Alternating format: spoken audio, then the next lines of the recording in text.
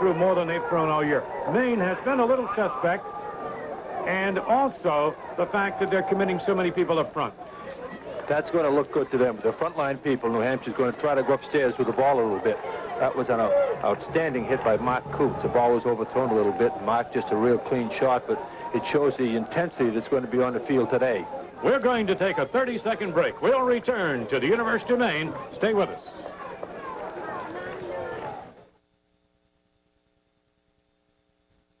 He was hit very, very hard and came down, and he is out of there. Coming into the ball game now, Rich Byrne, the quarterback, has been to the sideline. Curtis Olds is listed as the replacement, a freshman, and he is in there now for Robichaud, a senior, and he's a good one. So they've lost a critical player early, and he looks like he may be finished today, Walter. He is listing to port. You hate to see an injury in football, George. A good hard hitting, but boy, injuries is something you can't avoid them, but you hate to see them happen. Mike Schreiner, the single setback, and now New Hampshire should be called for an illegal procedure. Maine jumped off sides, but it looked to be internal lineman of New Hampshire moving. We'll see if the Wildcats are nabbed for this. They're backing up. Looks like they missed it. That'll be another 5-yard penalty. It is third down and long yardage. No score if you're just joining us. It is 12:40 to go in the first quarter. The annual battle, the grudge match.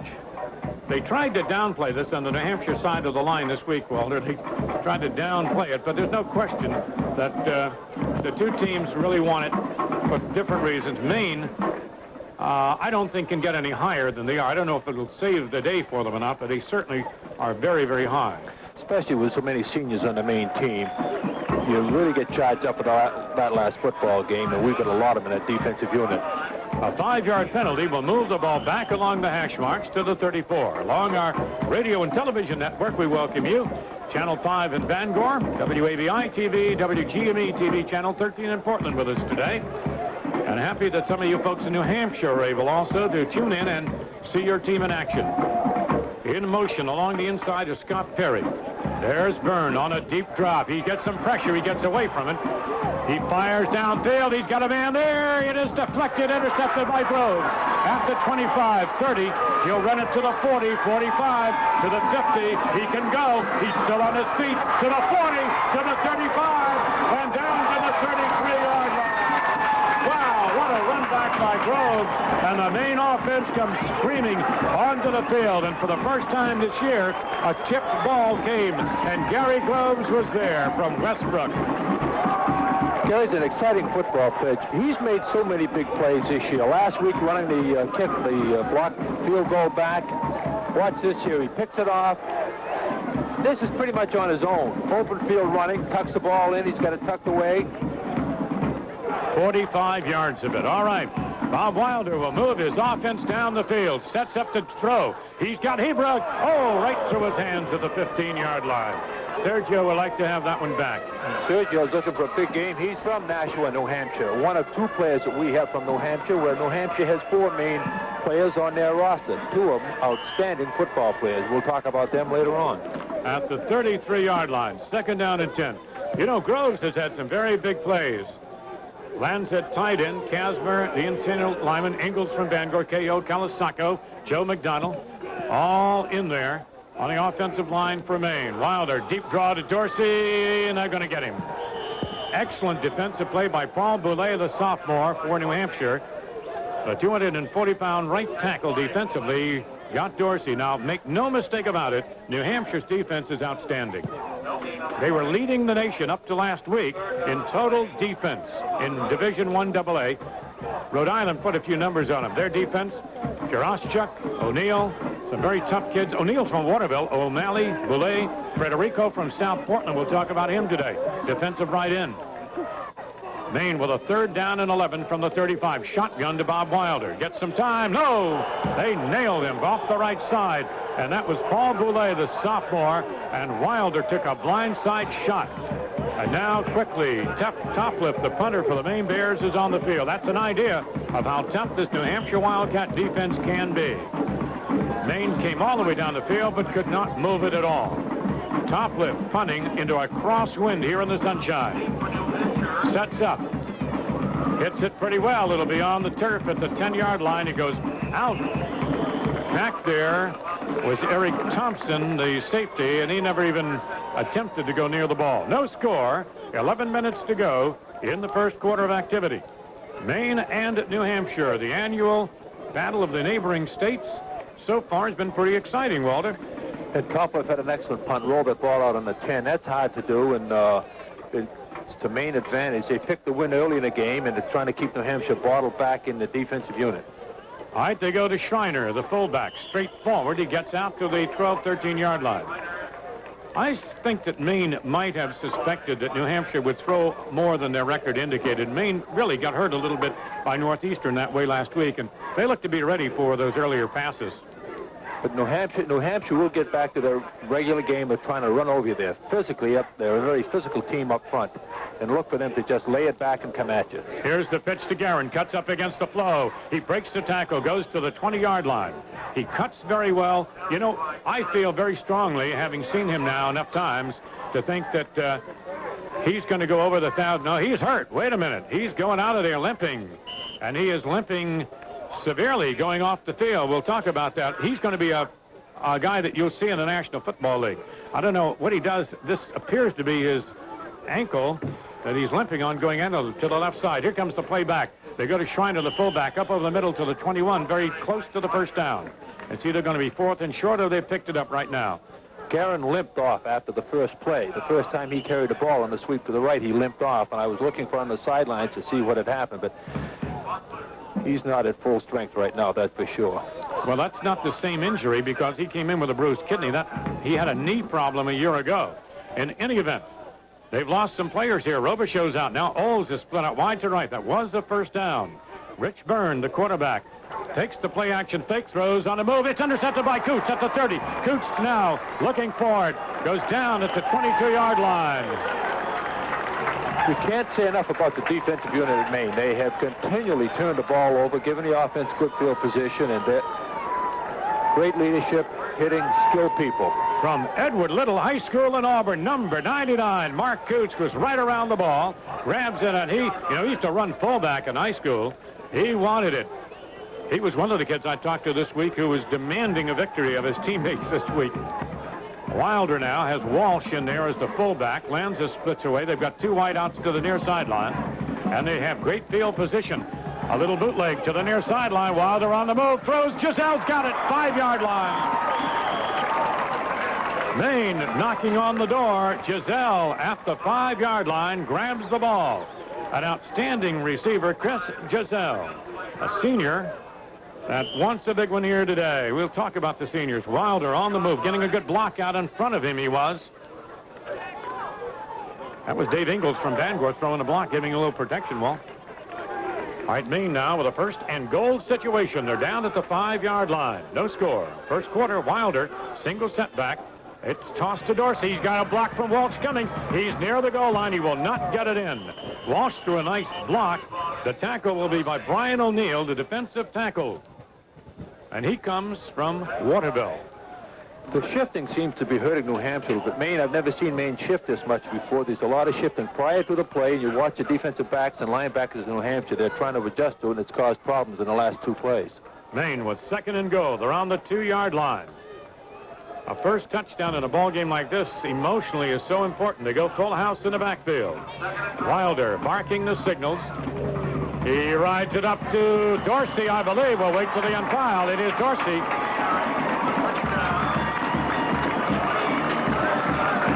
It is Dorsey who takes it in for the score. Number 33, Doug Dorsey, the freshman, who is having an unbelievable year for the Maine Bears. That's about his 9th score of the year, I guess. Maine in the lead. All right, after the interception, here's Brodisket's kick. It's through the uprights, and it is good. So the Bears lead it 7-0. We'll return in just 30 seconds with more.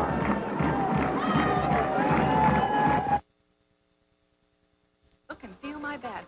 To keep my car body fit, I'd take it to Tough Coat Dyno. Their two-step penetrator rust protection enters seams, crimps, and weld points, penetrates existing rust, and seals against new rust. Inside, underneath, all around. With Tough Coat Dyno rust protection and maintenance, my car looks great while I drive it, lasts longer, and is worth more when I trade it.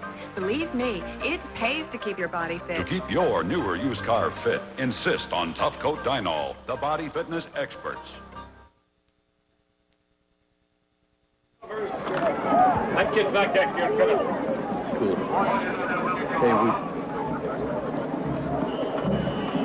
Here's the kickoff coming right now. Burlestead, who just nailed the extra point.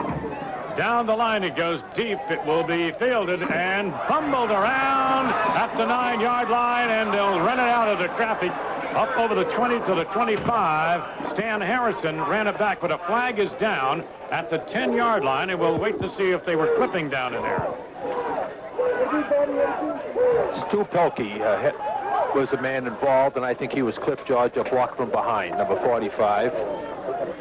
So Maine is going to drive New Hampshire back around the 5-yard line. That'll be a half the distance to the goal line penalty. That is a clip that they've called against New Hampshire. So the offense for New Hampshire has got a long way to go. We're going to have a timeout called with the score, Maine 7, New Hampshire nothing. We'll return in just 60 seconds to Orono. Buy the tickets everyone wants in Maine, New Hampshire, and in Vermont. Tri-State Megabucks. Where do I buy Megabucks tickets? Right here, just pick 6 numbers. Ooh, 14, 27. It's so hard to choose. How about your phone number? Let the machine pick the numbers. Oh, that's fun. It's fun, fun, fun. Tri-State Lotto for everyone. It's a great game, and it's here in Maine, New Hampshire, and Vermont. Tri-State Megabucks.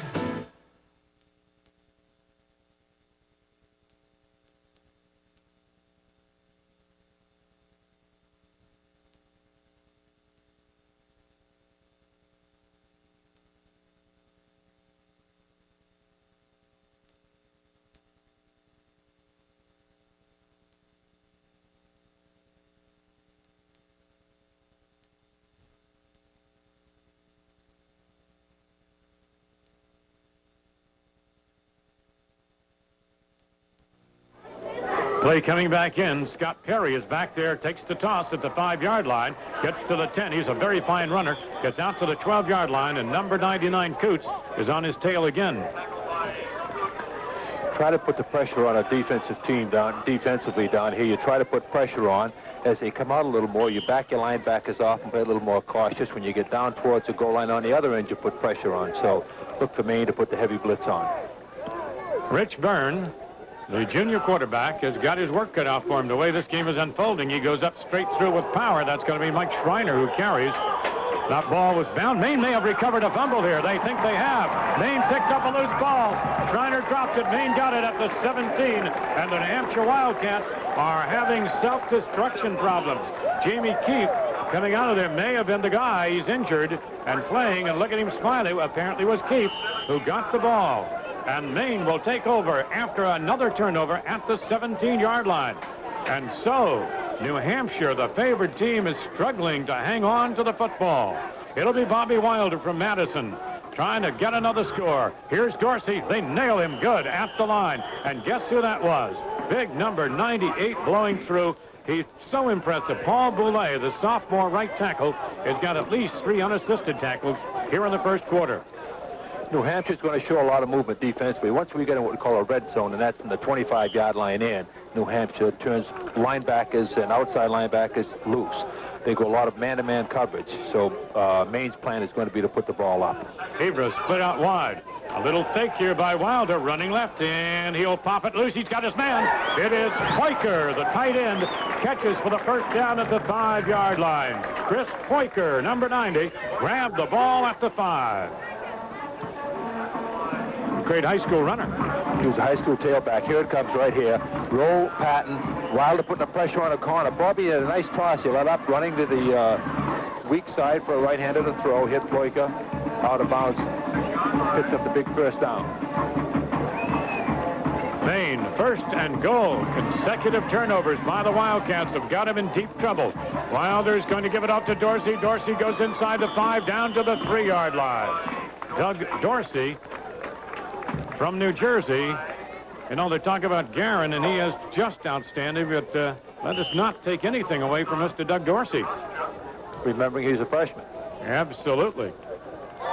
And by the way, it looks like Garron's ability to play today against Maine has been severely crimped by his injury. They did not bring him back in that last series. Maine, second down goal. They're on the 3-yard line. I formation for the Bears. First man through. Walsh, he's got it. Walsh scores, and 2 consecutive turnovers by New Hampshire have been turned into scores by the Maine Black Bears as Walsh takes it in from 3 yards out, and it is 13-0 Maine. And shades of that whole rivalry coming out here. Maine pumped up high. Byrne, the Maine kicker from Sweden. Wilder holding, pops it up there. It is good. It is 14-0 Maine.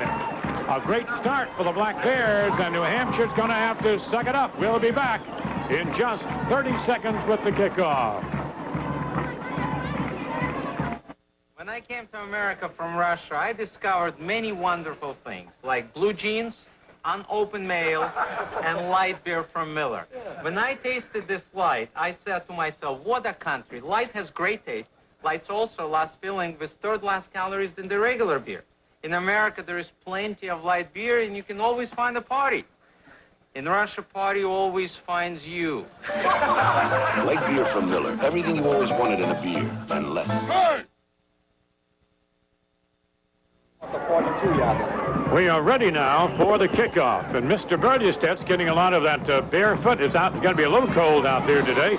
He knuckles it down the middle. It's going to be on the ground near the goal line. Picked up down there by the defensive back again, a little quick back who can break tackles and goes out to the 25-yard line. Stan Harrison, who plays as a defensive back, runs it back. They have a very good kickoff punt return combination. And so the battle today has been one of turnovers. An interception by Coots, and Maine scored. A fumble recovery by Keefe, apparently. Walsh takes it in, and now Maine is up 14-0, and New Hampshire will have to come off their own 25-yard line as they get set to go. And this annual battle has been exciting thus far, and it is a long way from being over. Along the line, the option, and going down after Jamie Keefe hit him was the quarterback, Rich Byrne. Quarterback option, and Keefe was all over him. Jamie Keefe, another senior. Here it comes right down the line. Quarterback trying to read. He's trying to read, keep the ball up. Got to turn it inside. Well played on the outside by Foley, number 53. Forced the quarterback to turn inside. Curtis Oles, a freshman, split out to the near sideline. And Byrne may be forced off his running game to a passing game. Here he comes. He throws, overthrew, intended out there for the tight end. New Hampshire's offensive blocking line, the line is outstanding in blocking. If they have any weakness, it's in the ability to protect the passer. A little bit of foot movement possibly on the side, and I think that Maine has been very effective with the pass rush. Could make it interesting. They threw to Tom Flanagan, who is just a terrific football player, but he's not that good. He could not reach that ball. Well overthrown. So Byrne, the junior, will be in a passing situation again. He takes the deep drop. He's got the time down the middle. It's going to be incomplete. Intended down there for a streaking end who just checked in. Bill Farrell, the flanker, is only a freshman, and he was down the middle. He had good speed, but he had excellent coverage as Maine knew what was coming. So Byrne's stats are not too impressive, even though he threw that ball well, as they will be punting somewhat into the wind. It's a crosswind here. They do not have a strong punting game. Tom Flanagan will be out here to do the kicking. He'll be standing at about the 9-yard line. He's averaging 33 yards per punt for the year. And anything under 40 generally is not considered a strong punting game. Gets a good snap. Coots is coming. He hangs it up pretty well. It's going to be Hebra who will take the ball at the 35. A good hang time. He should not get too much, and he'll go to the 42. But that hang time is the most important part of it, and I do not have a watch on it, but you can't get much better than that. That might have hit the top of the Superdome. That's a 41-yard kick, and not bad at all. Got some big high school games in Maine today, George. big rivalries going on, the championship games. Dexter's down with Old Orchard with Gussie LeBlanc's crew. We'll be looking for those scores this afternoon. Orono's and Marshwood. Rod Watton's been down in, had some great teams. Leo Pellerides Riots are ready to go. The Maine Bears are, too. They're leading at 14-0 over favored New Hampshire. Roth is in there now, split out to the near sideline. They're going to go down the middle. Here comes Dorsey, straight forward, goes to the 45-yard line. Now, Maine has picked up their 2 scores as the direct result of New Hampshire turnovers, an interception, and a fumble recovery. And in football, that's why coaches get gray, Walter. New Hampshire's had 3 turnovers the game so far, which is not their style of play. They've been pretty consistent about hanging on to the football. Chris Giselle back in, split out to the near sideline. Wilder wants to throw the ball, drops it underneath. Almost intercepted. Wow. Big number 92, Scott Curtis, the linebacker, who is playing in replacement of Neal Zonfrelli, almost had himself 6 points. It looked like a lot of green grass ahead of him. You'll see it right here. Played it, came inside, played it just the way he should have. It's a matter of trying to take the ball and run at the same time. Looked like they're trying to throw under the coverage that time into the back Dorsey. All right, Maine will have a 3rd down and about 7 yards to go at their own 45-yard line, leading by 2 touchdowns. Shotgun to Wilder. He's incomplete to Lanza. He had a man on his back, but it was good, clean, fast defense. Dave Duggan. Down at Bowdoin today, you have Lawrence versus Gardner, 2 former Maine Bears. Pete Cooper and John Wolfgram at it. They're 20-0 between them, each team with 10 victories. Something's got to give. Jeff Topliff will be doing the punting. It'll be his 2nd punt of the afternoon. He'll stand at his 30-yard line. It is Maine 14 and the Wildcats of UNH nothing. Good high snap. Off the side of his foot. It will go out around the 21-yard line. It was not well hit, but it got the job done. It was the same as hitting into the end zone. It went out at the 20. The former basketball star at Maine, Jeff Topliff. He's been a real pleasant addition to the ball club this year because they were so concerned about replacing Rich Labonte from last year, and Top's come along and has done an excellent job. Incidentally, George, he's going to make somebody a good basketball coach because he graduates in December. He's ready, looking for a job right now. He's an outstanding student. Good man. Scott Perry has replaced Andre Garron. Now, he had a great week last week, so they have lost something. There is a little crossbuck coming in. There he goes across the 25 out to the 27-yard line. Perry is a junior playing in the shadow of the great Andre Garron, but when he has had an opportunity, he walked on at UNH and became a pretty good hero last week, even though New Hampshire did lose the ball game and a big loss to the Rhode Island Rams. Earhart had another fine day for Rhode Island last week. Here comes Glenn Mathews as a wideout at the flanker position here for New Hampshire. Toss back on the ground. Maine, they get it. No. Oh, it's still loose. I think Maine got it at the 20. They did get it. Another turnover by New Hampshire deep in their own territory. They had it back, and then they lost it. And who got it? Number 99, is it? No. 96, Ron Duty. Ron Duty from Fairfield. We had to wait. Big Ron, senior, 280 pounds from Lawrence High School in Fairfield. And the Bears are down on the New Hampshire 20, and still another turnover by the Wildcats. That is highly unusual for this club. Here's Wilder with an I formation, throwing on 1st down. He drops it short to Lanza. Lanza could not hang on to it. He bobbled it at the 15. It was right at the numbers, and he bobbled it going toward the sideline, maybe a little over anxious on the play. University of Maine has 7 starters from Maine, and 3 of them have made big plays. Groves, Coots, and Duty. Should Maine go in and score on this drive, Bill Bowes would have to wonder what the gods have dealt him today. 3 turnovers would be converted. Well, they haven't done it yet. They're at the 20. Wilder sets the throw. He's got time over the middle. It is caught at the 13-yard line by Dorsey. Not for a 1st down. He was instantly drilled down by Scott Curtis. So Maine will have a 3rd down and about 3 yards to go for the 1st down. It is 14-0, Maine over the Wildcats in this annual battle. And by the way, if you don't think this series is equal, they have played with 32 wins for each team and 8 ties in the history of the series. It goes to Hebra, makes a great catch at the 8-yard line. I didn't think he could get to the ball. They threw a short one. He made a diving catch, and the New Hampshire boy gets it at the 8-yard line, first down. Number 1, Sergio Hebra. He's born in Cuba, by the way. A lot of the rivalry between the two is that both schools recruit the same athletes. Like Hebra's from New Hampshire, and Maine recruit him, New Hampshire recruit him. He's here. These feelings both ways. It shows. Dan Federico from South Portland on the other side of the line. Wilder with a first down and goal. Here's Dorsey, gets tripped up. He gets nailed pretty well, though, as he goes to the 8-yard line. Remember the tackle. Bill Pascal was an all-Yankee conference tackle. Great football player here at Maine and a real close personal friend of mine. We had to pull him away from New Hampshire. Bill Pasquale? Bill Pasquale. I saw him a week ago, and he does not look a day older than when he played here. You do, but he does not. Probably Bill's listening today. You won't agree with that. He's a fine man. Works for the New England Telephone Company. He tells me he works. I know he's there. All right. Wilder. Back to throw. He's on the move. He has some daylight. He's at the 5. He's nailed at the 3-yard line. Almost into the end zone. And the defensive back chasing him out of bounds is the kid they've been running back, Stan Harrison, the junior. Saves the touchdown at the 3. And Maine will be going 3rd down goal from the 2.5-yard line.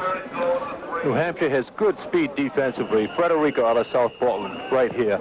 Good pressure. Wilder just almost scooted it in. We're going to take a 30-second break, and we will return to the University of Maine with the score 14-0 Maine in just a moment. Last year, car makers spent a record $1 billion in advertising just to tell you how wonderful their cars are. Fortunately, there's a more objective opinion: car owners. According to a recent survey of all cars in America, import or domestic, Subaru ranks second only to Mercedes in customer satisfaction. And that's the kind of advertising money can't buy. Subaru, the New England solution.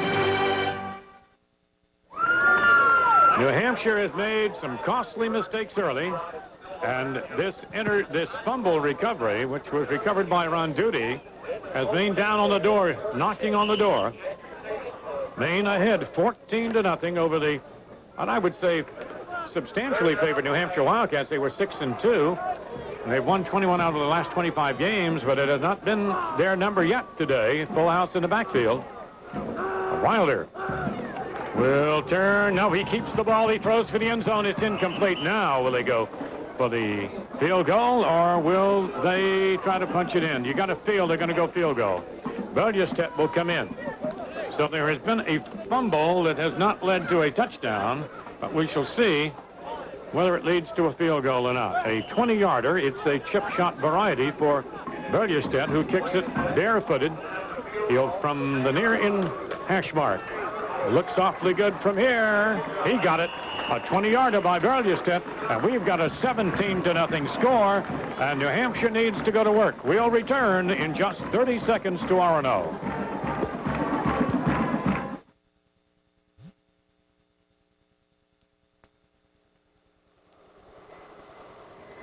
The Jettas are coming. Squadrons of them, in more colors and with more options than ever before. And they're headed straight for your New England Volkswagen dealers. But you'd better land on a Jetta soon, because your New England Volkswagen dealers have priced them to go, and they just might take off without you.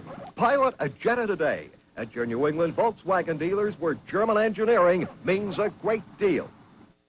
The Bears have been able to do no wrong, and New Hampshire no right. There's a knuckler kick. It'll be picked up front at the 15 to the 20-yard line. That's Schreiner, the fullback, who is on the up-back position, takes it out to the 32. Maine trying to avoid the deep run back.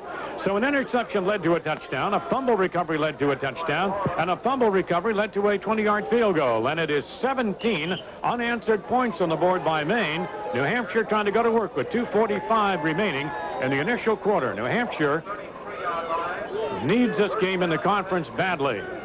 Maine trying to go for a winning season. They would have to win this one, obviously. Byrne takes a deep drop. He's in trouble. Flags are down. He runs out at the 35 to the 40, 45 midfield. Nice run out of traffic, but a flag went down, and we may have some holding against New Hampshire. They had a lot of people giving him a lot of time, and that's holding when you get that kind of flag, and that's exactly what it is. There's a reason frequently you have all that daylight ahead of you, and it means somebody's grabbing. And so the Wildcats are going to find that very nice run. The third leading runner on the team, by the way, is the quarterback, which is quite unusual. Got to credit Maine's defensive backs on that one. That quarterback had all kinds of time. Offensive line gave him plenty of time to throw the ball. It was just a matter of Maine's defensive backs were all over the receivers. At the 23-yard line, it'll be first down and long yardage now.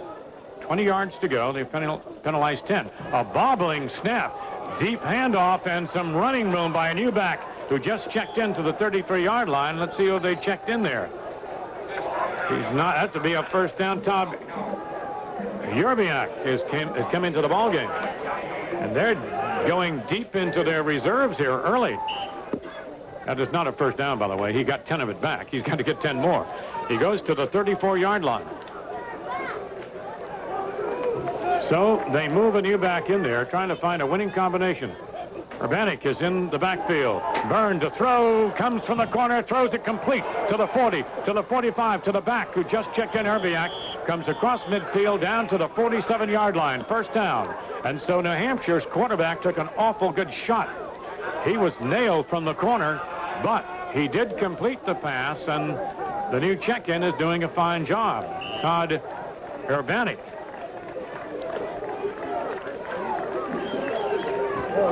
They're over midfield for the first time. Good pursuit by Mark Coots coming in. Keefe got hurt a little on that one, too, the Maine right side linebacker. They go to Schreiner, the first back through, goes to the 45-yard line, and he gets stacked up by the teeth of that Maine defense. And so New Hampshire came into the ball game with some outstanding runners. Andre Garron, he's out injured. Then they went to Scott Perry. He's been checking in and out of the lineup. We're going to get an official's timeout as Maine's Keefe is down. And that's the ankle perhaps on him again. He hurt the play before. He went back in. I thought he'd come out. He looked at the sideline, and he decided to go back in.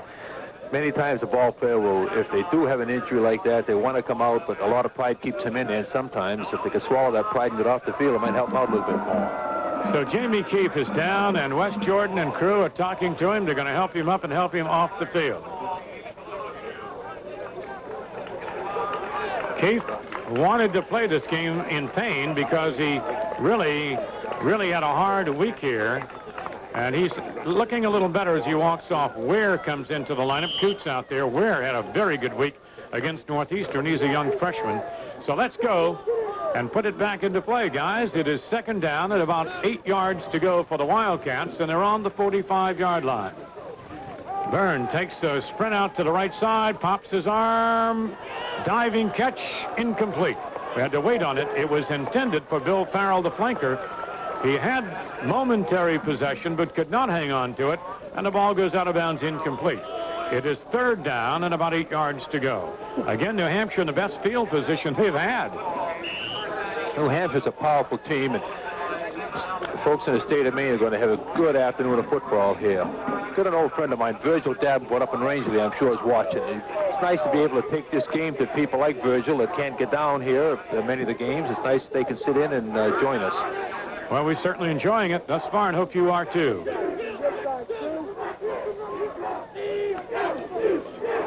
Deep drop with a flag down there, airing the ball out. It is caught at the Maine 7-yard line. A great catch by Curtis Olds, but I think it may be coming back. Now, New Hampshire thinks it's against Maine. Let us see. Curtis Olds catches it near the Maine goal line. It is a flag that was dropped in error. Flag that was dropped in error by the official, and we'll explain it to Buddy Teevens. That is going to go as a reception, and Curtis Olds, the freshman, catches it. I think, George, what happened, the fullback checked to his left, saw the halfback was up too close, waved him back, and the halfback started backwards, which is a legal move. The official saw the movement and flagged it, didn't realize it was a legal move because he started backwards. So New Hampshire trailing by 17, about maybe to cut that lead down against Maine.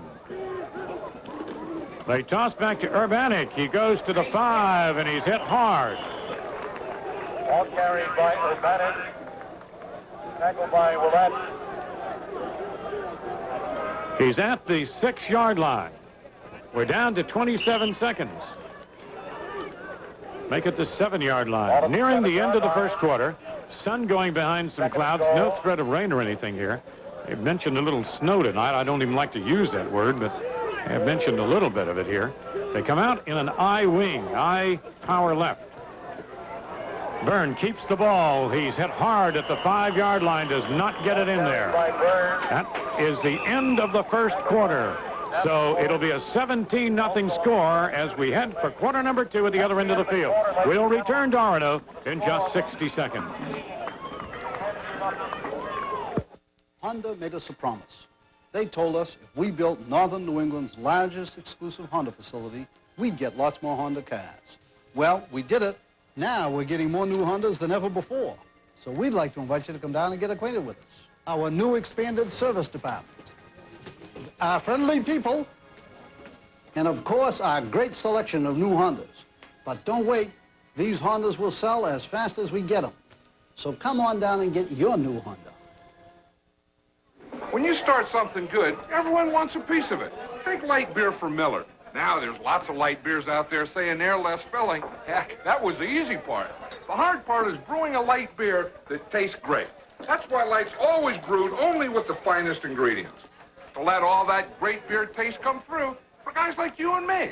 The taste that's made light beer from Miller America's favorite light beer. Hey, I always thought it was easy opening can.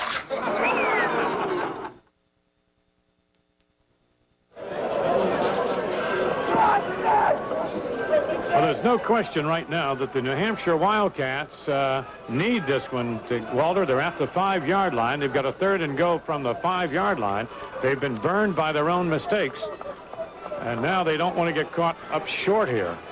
So let's see what they do. Number 19, the quarterback, Rich Byrne, with an I formation. He wants to throw it into the end zone. He throws for the corner. It is overthrown out of the end zone, intended for the fullback. He had great pressure. Mike Schreiner was there, but out of bounds had he caught the ball. And Byrne finds himself in a situation where the field goal kicker has got to come into the ball game. So Maine will see Eric Facey try a short one. Walter, that's a big play for the defense right there. You just saw the defensive coaches on the sideline sending the signals in.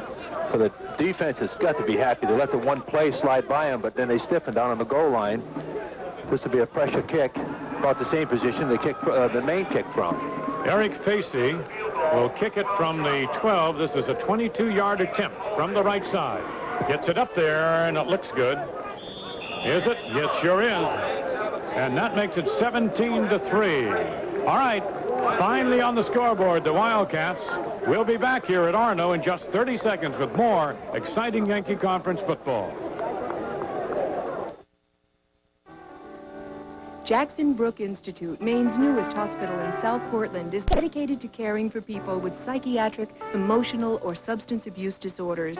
Modern facilities, experienced physicians, clinicians, and psychiatric nurses prepared to provide confidential, up-to-date care for people of all ages and backgrounds. If you need help, call 761-2200. Jackson Brook Institute, caring for the people of Maine in confidence, with confidence.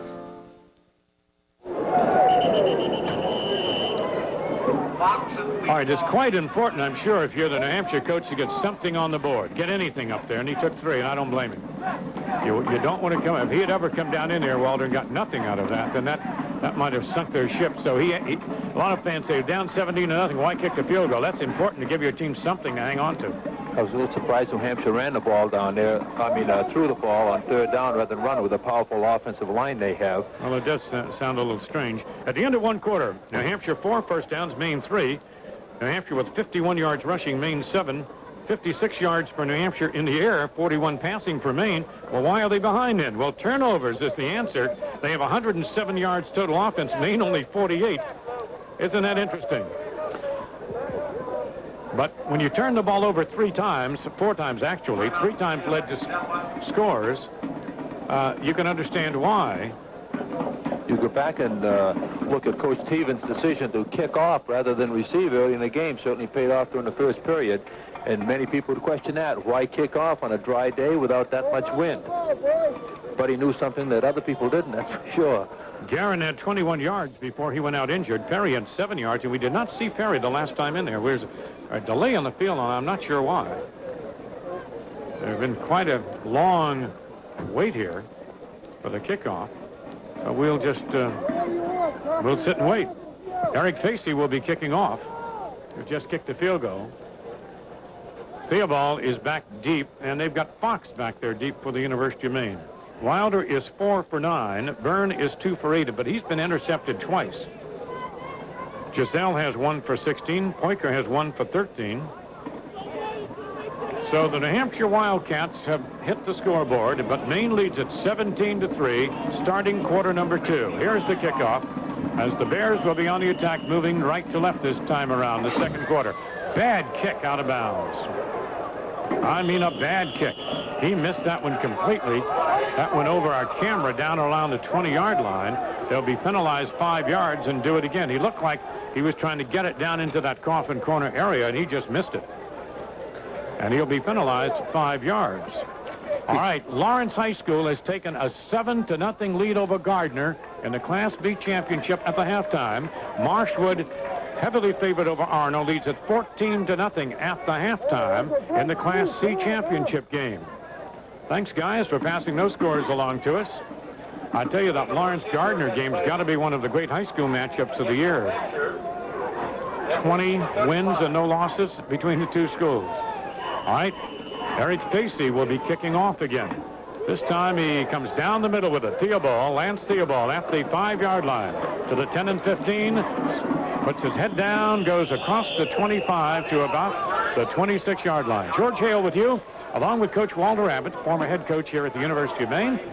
And we hope you're enjoying it, whether you're watching on Channel 5 in Bangor, Channel 13 in Portland, or along our radio network.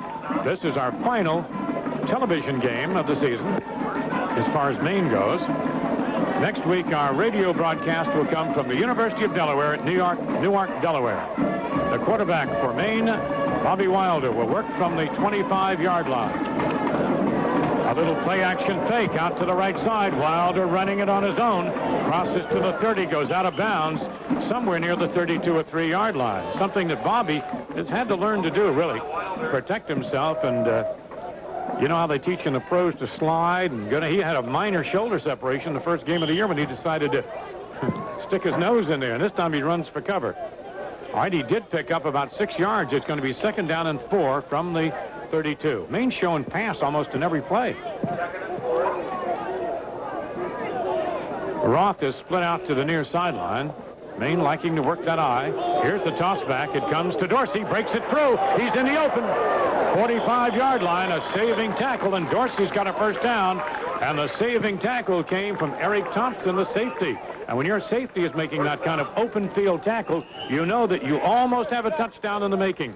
That is a terrific open field tackle. Here's Dorsey breaking through, going to the outside. This young man impresses me. I go in the training room, he's getting treatments in there, and he's always studying. Very mature young man for a freshman. Picked up 13 yards. Maine is at the 43-yard line, leading at 17-3. So Wilder now in good field position. Takes that little fake again. On the run, he throws to Lanza. Lanza near midfield will catch it at the 49-yard line. That's the tight end for Maine. Maine, they've got a lot in their arsenal. They're going to have these kids back next year. The problem Maine will face next year will be in the defense. They're graduating everybody. Maine chooses some misdirection in the passing game, trying to get that quick defensive line of New Hampshire's going the wrong way, and they're doing a lot of rollout with Wilder, and I think that's a very smart decision because New Hampshire is tough defensively. Again, ranked number 1 last 2 weeks ago in the nation. Steve Roth and Heber kind of messed up. Now they get squared away. Now they go to Dorsey. Deep handoff. Dorsey crosses midfield. Well, just barely. He gets hit hard as he goes to the 49-yard line. And Paul Boulay, what an outstanding job he's doing for New Hampshire. Number 98, Paul Boulay, a sophomore, leading the charge. He had some help in there from Dave Duggan, and Duggan is a very fine linebacker.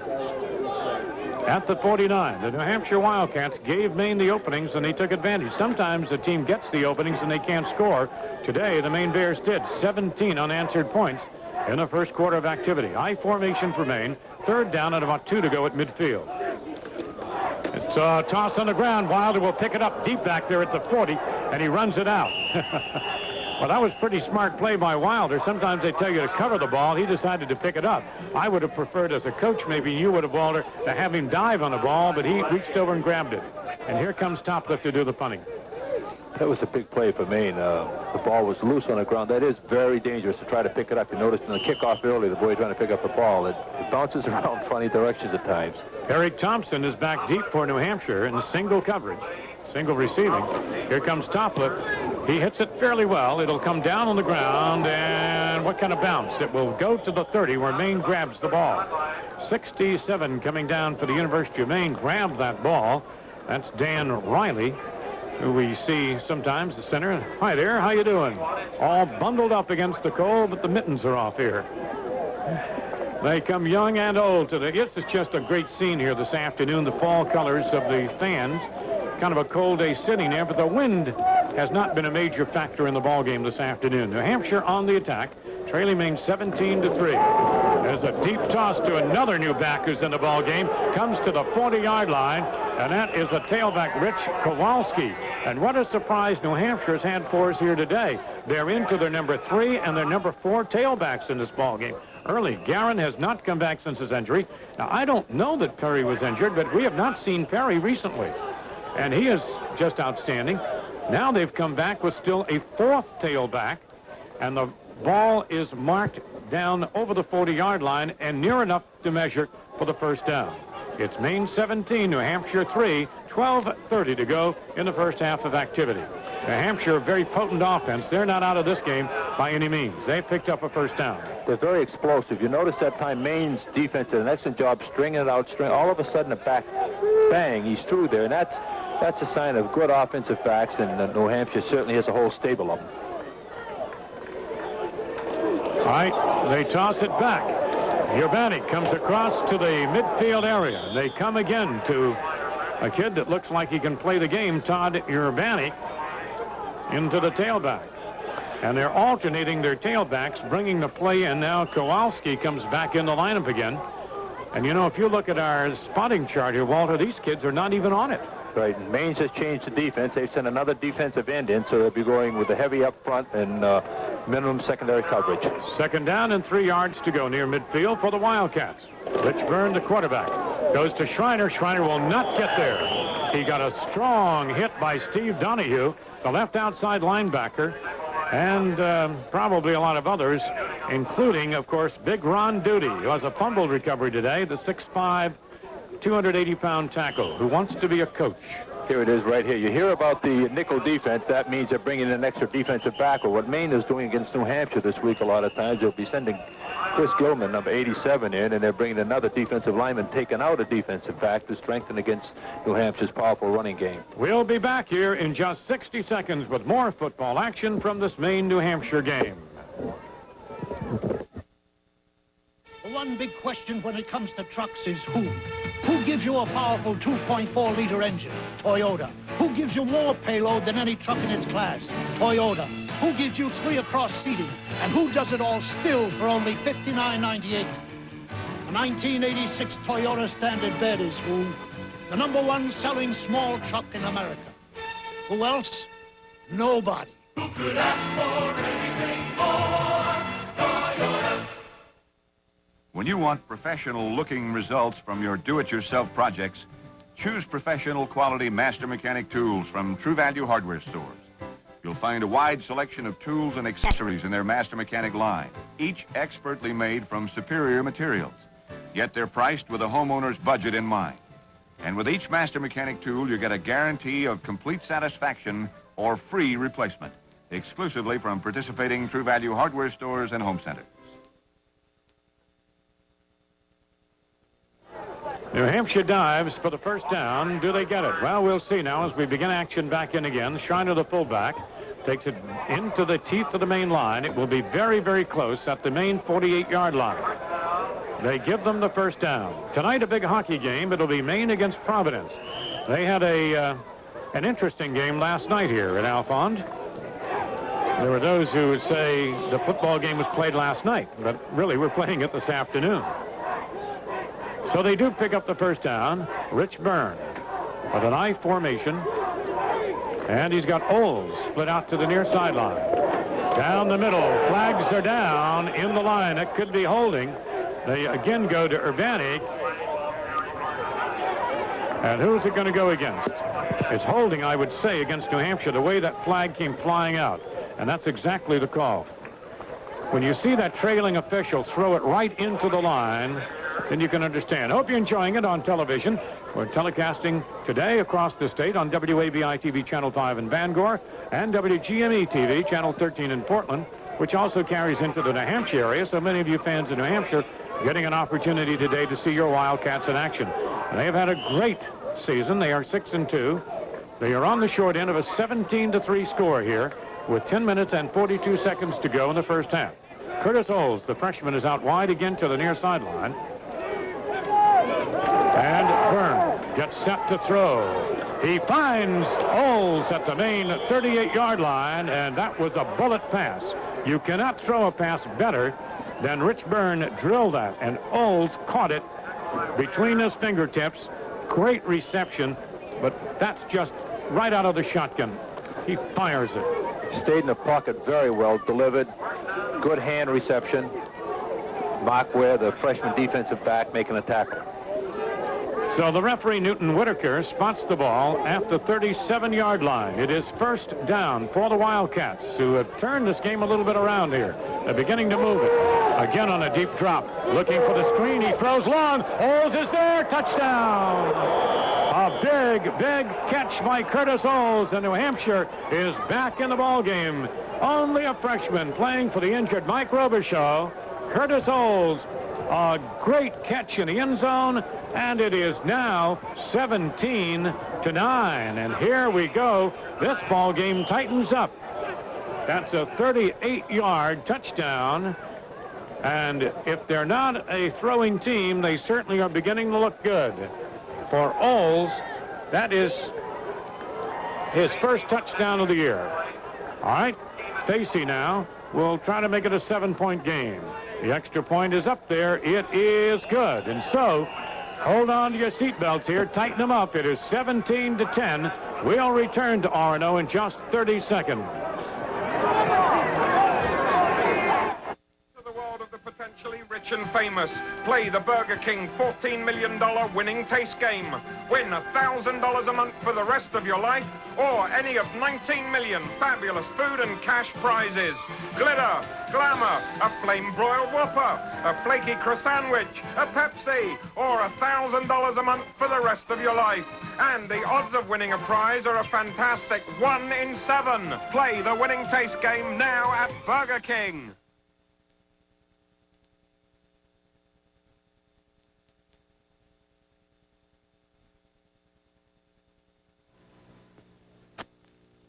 It was all Maine in the first period. Now Maine fumbles the kickoff. They pick it back up at the goal line. They come down to the 5, 10, out to the 15, and Theobald is gang tackled.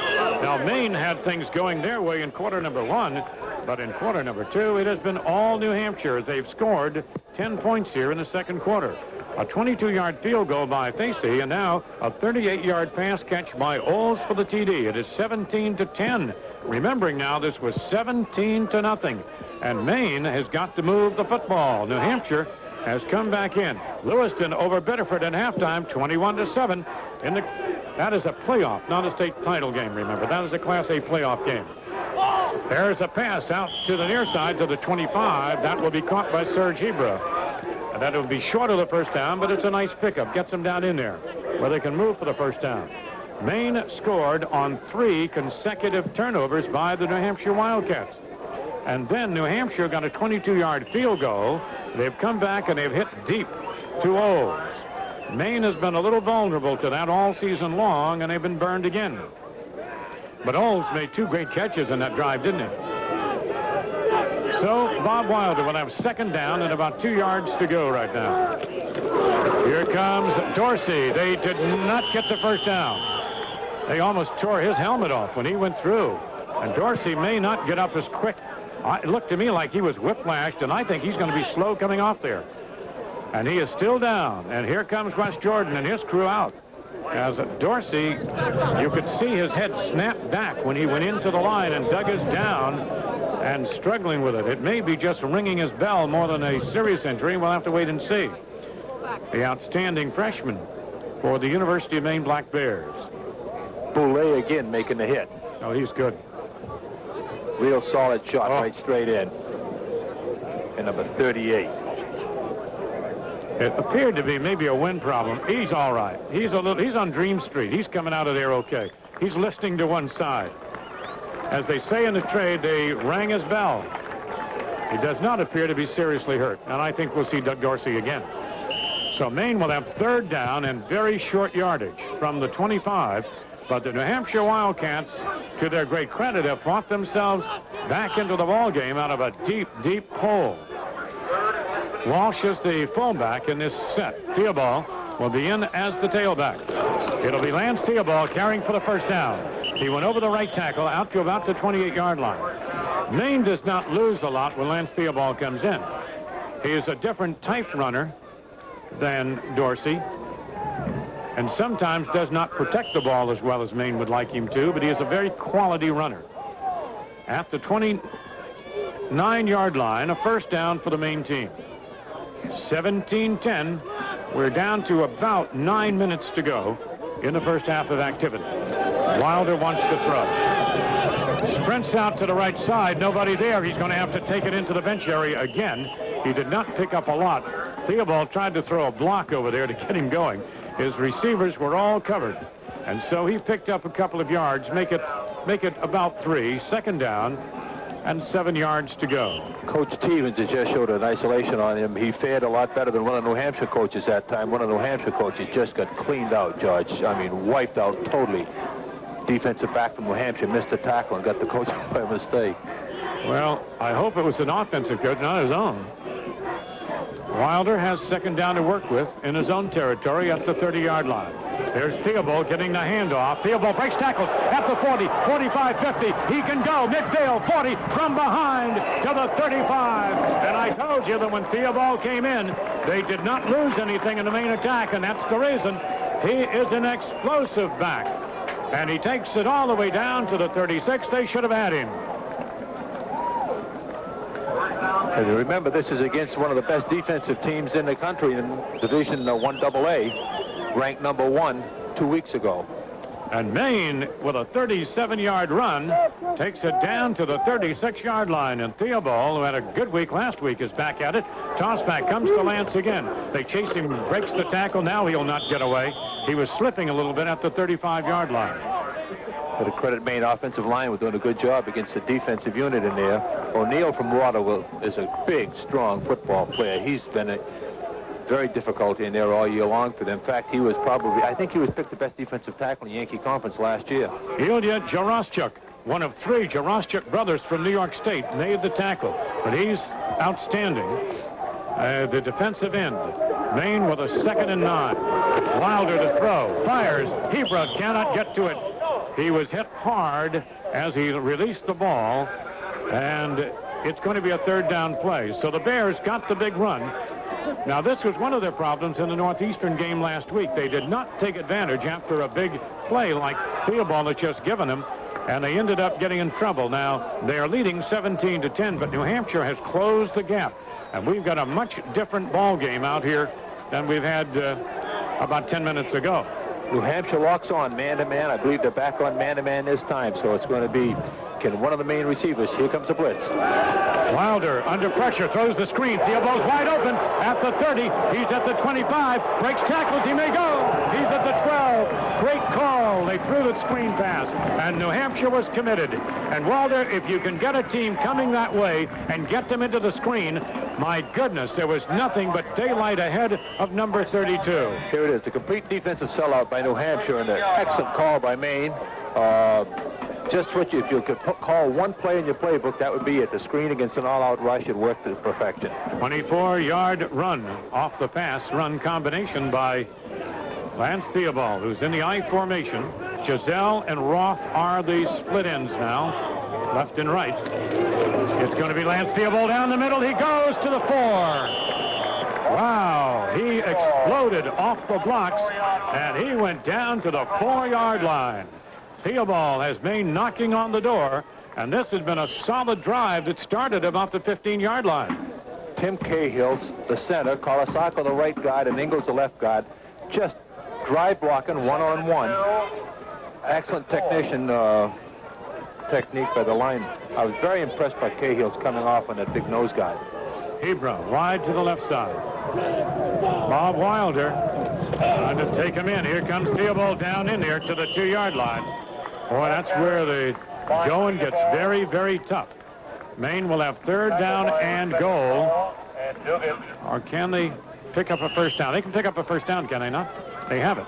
That's going to be first and goal. That's going to be first and goal. They did pick up the first down.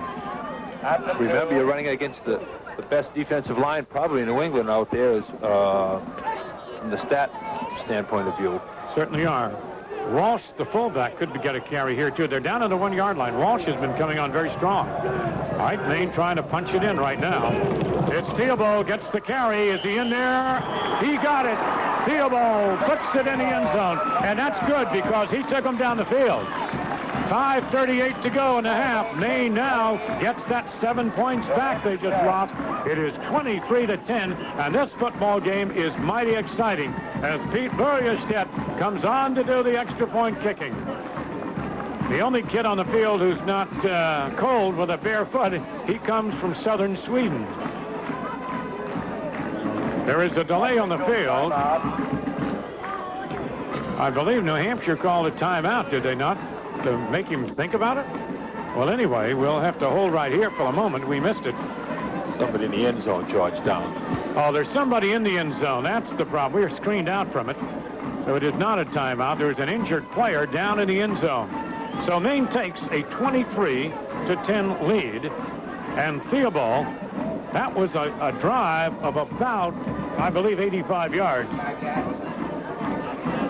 About 15 plays, 85-yard drive, and Theobald scoring to make it 23-10.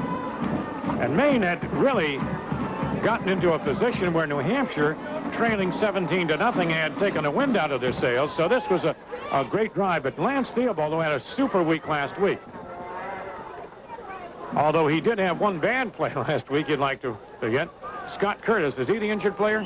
Well, if he's injured, that's a tough spot for them in because Zonfrelli is also injured in that position. At the extra point, Wilder holding. All right, Börjestedt will be doing the kicking. It's a high snap. He gets it up there, though, and it's good. It's 24-10. We'll be back to the University of Maine in just 30 seconds for the kickoff. Husson College for their high academic reputation. Their small classes and the personal attention offered to each student. Not to mention flexible evening classes. Intercollegiate sports. Recreational sports. Great friends. A beautiful campus. Financial aid. An excellent job placement rate. And people who really care about my future. Find your own reasons for making Husson your #1 college choice. Call a Husson counselor today. Husson College and you. Tomorrow's leaders are at Husson today.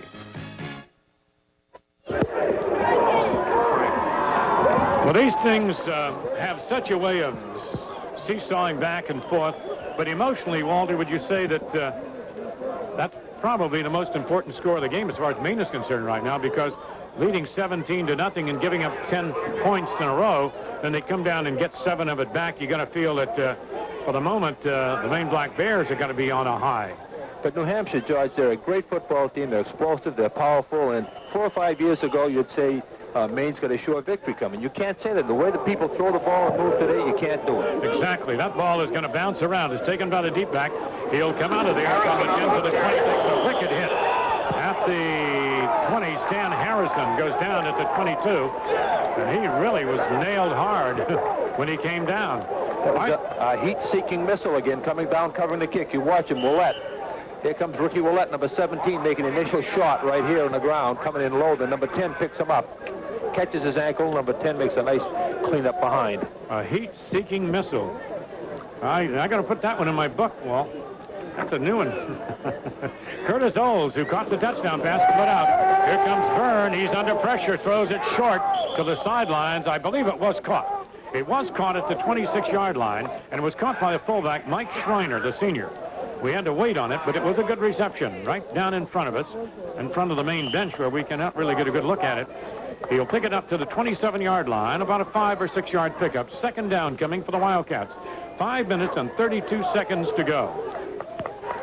Big Ray Paquette is a good man to watch. A right defensive tackle. Keep an eye on him. He's been having a big game so far, pressure-wise. Curtis Olds again wide out. Toss back, goes to Ubanti, goes into the teeth of the main line. Will not have the first down.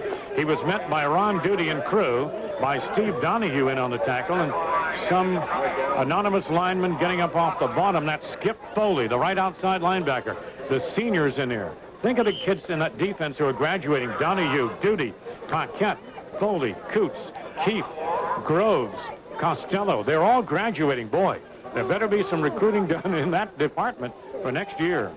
Curtis Olds, again, looking like he wants to go downfield. He's got single coverage. Byrne takes the deep drop. He's looking left. He gets caught. He throws it. It's intercepted at the last moment. Down the sideline, all the way toward the goal line. And out of bounds at the 4-yard line. A interception by Jay Davenport, and another key turnover by the Wildcats. Oh, it's going to come back to Bill Bowes in his sleep tonight. They threw underneath again, and there was Jay Davenport going down the sideline. It's the same play that the New Hampshire fellow had 2 series ago. Jay just picked it off, stepped underneath. That freshman back's impressive, number 7. He's going to be a great football player in the Yankee Conference. Olds is really something. Jay Davenport. Well, I tell you right now, Mr. Bill Bowes has never seen so many things go wrong so often in a football game. All right, we're going to take a 30-second break, and we'll be back here to the University of Maine in just a moment.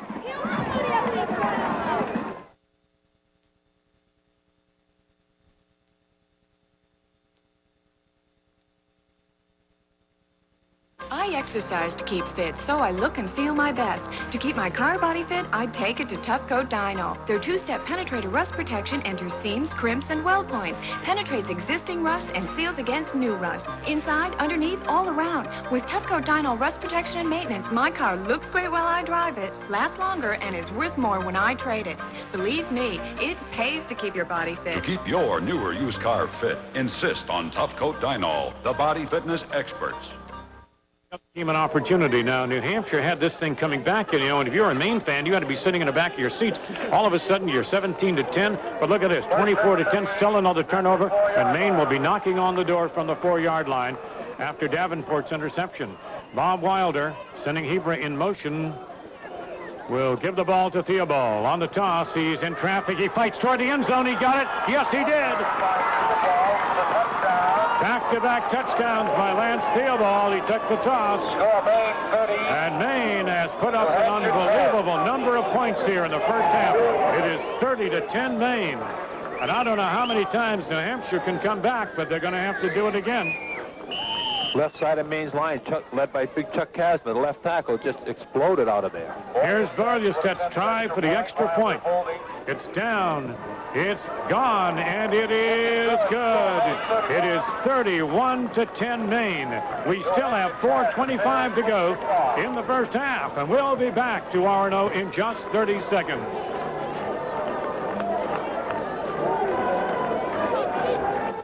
Buy the ticket everyone wants in Maine, New Hampshire, and in Vermont. Tri-State Megabucks. Where do I buy Megabucks tickets? Right here. Just pick 6 numbers. Ooh, 14, 27. It's so hard to choose. How about your phone number? Let the machine pick the numbers. Oh, that's fun. It's fun, fun, fun. Tri-State Lotto for everyone. It's a great game, and it's here in Maine, New Hampshire, and Vermont. Tri-State Megabucks. 41 points up on the scoreboard, and the University of Maine has picked up 31 of them. There's the kickoff. It is taken at the 8-yard line. Here comes Harrison. He's not going to go too far with it. He'll get it back to about the 18-yard line as Maine comes down. Well, an interception led to a touchdown. A fumble led to a touchdown. A fumble led to a field goal, and now an interception has led to another touchdown. All of those turnovers by the New Hampshire Wildcats. And so they find themselves in desperate shape, 31-10. And that doesn't count the drive that Maine had of 85 yards for a score. So Byrne has got 80 yards ahead of him to work on. Throws a pass, a safe pass out to the near side. It's out of the backfield, and he found Rich Kowalski, who's checked back in. And I don't want to downgrade anything, but we have not seen Andre Garron, and we have not seen Scott Perry in a long time. So I've got to assume at this point, Walter, that Perry may be injured also. He had a fumble early, George. That might have something to do with it. I don't know. I haven't picked up anybody working on him on the sidelines. Mike Robichaud went out injured, but Curtis Oles replaced him and did a great job. There's a tossback. It goes to Urbanek. He goes into the line. He's going to get very little. And you know who was there? Danson Ray Paquette, the big right tackle for the Maine Bears, the senior at 285 pounds, makes the stop. I think Ray's having his best football game of the year. He's played well all year long, but he's physically, this week, I think his legs have been better, his shoulders, and he's certainly showing it today. I will tell you what he told me privately. I said, would you have a good game today? He said, I expect to inflict immense damage on them. He is doing that. He is doing that today. There's still a psych up in this game. Third down for the Wildcats. Trying to get back going again. There's the bomb. It's going down there, and it is caught by that freshman. Oles, great reception at the Maine 41-yard line. Curtis Oles makes another dramatic move in the ball game. And he had one-on-one coverage with the right cornerbacker, Gary Groves. Groves was not beat. He was just victimized.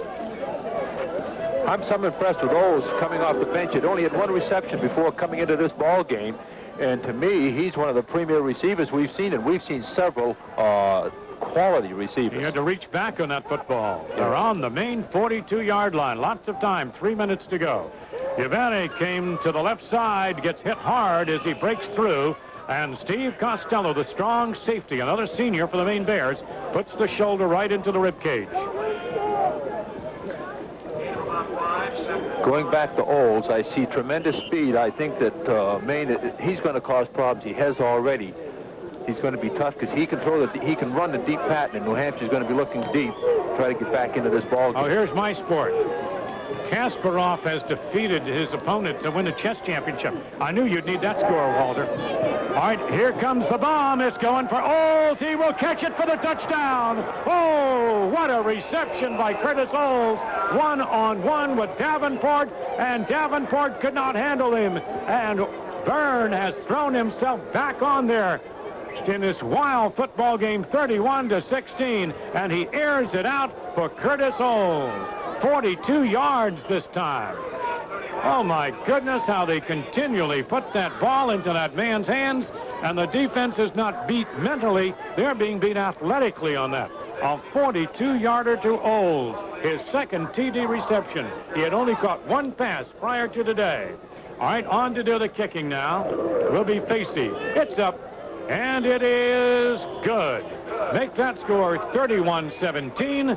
We'll be back for more exciting action at Orono in just 30 seconds. When I came to America from Russia, I discovered many wonderful things, like blue jeans, unopened mail, and light beer from Miller. When I tasted this light, I said to myself, what a country. Light has great taste.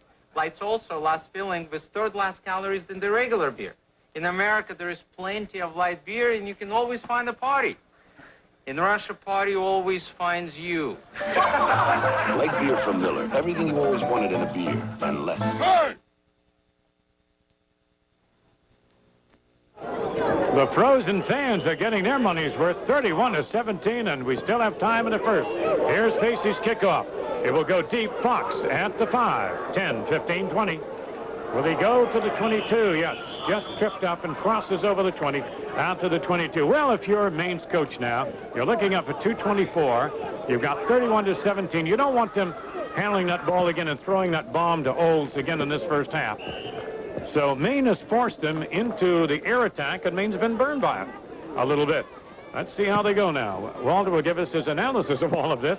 I don't know if I can recap it or not. We've had so much come up here. 48 points here in the first half alone. Bob Wilder maybe will stay on the ground a little bit. There is Theobald to the 20, to the 24. Now, Doug Dorsey is out injured. I don't know what his situation is at the present moment. A flag is down.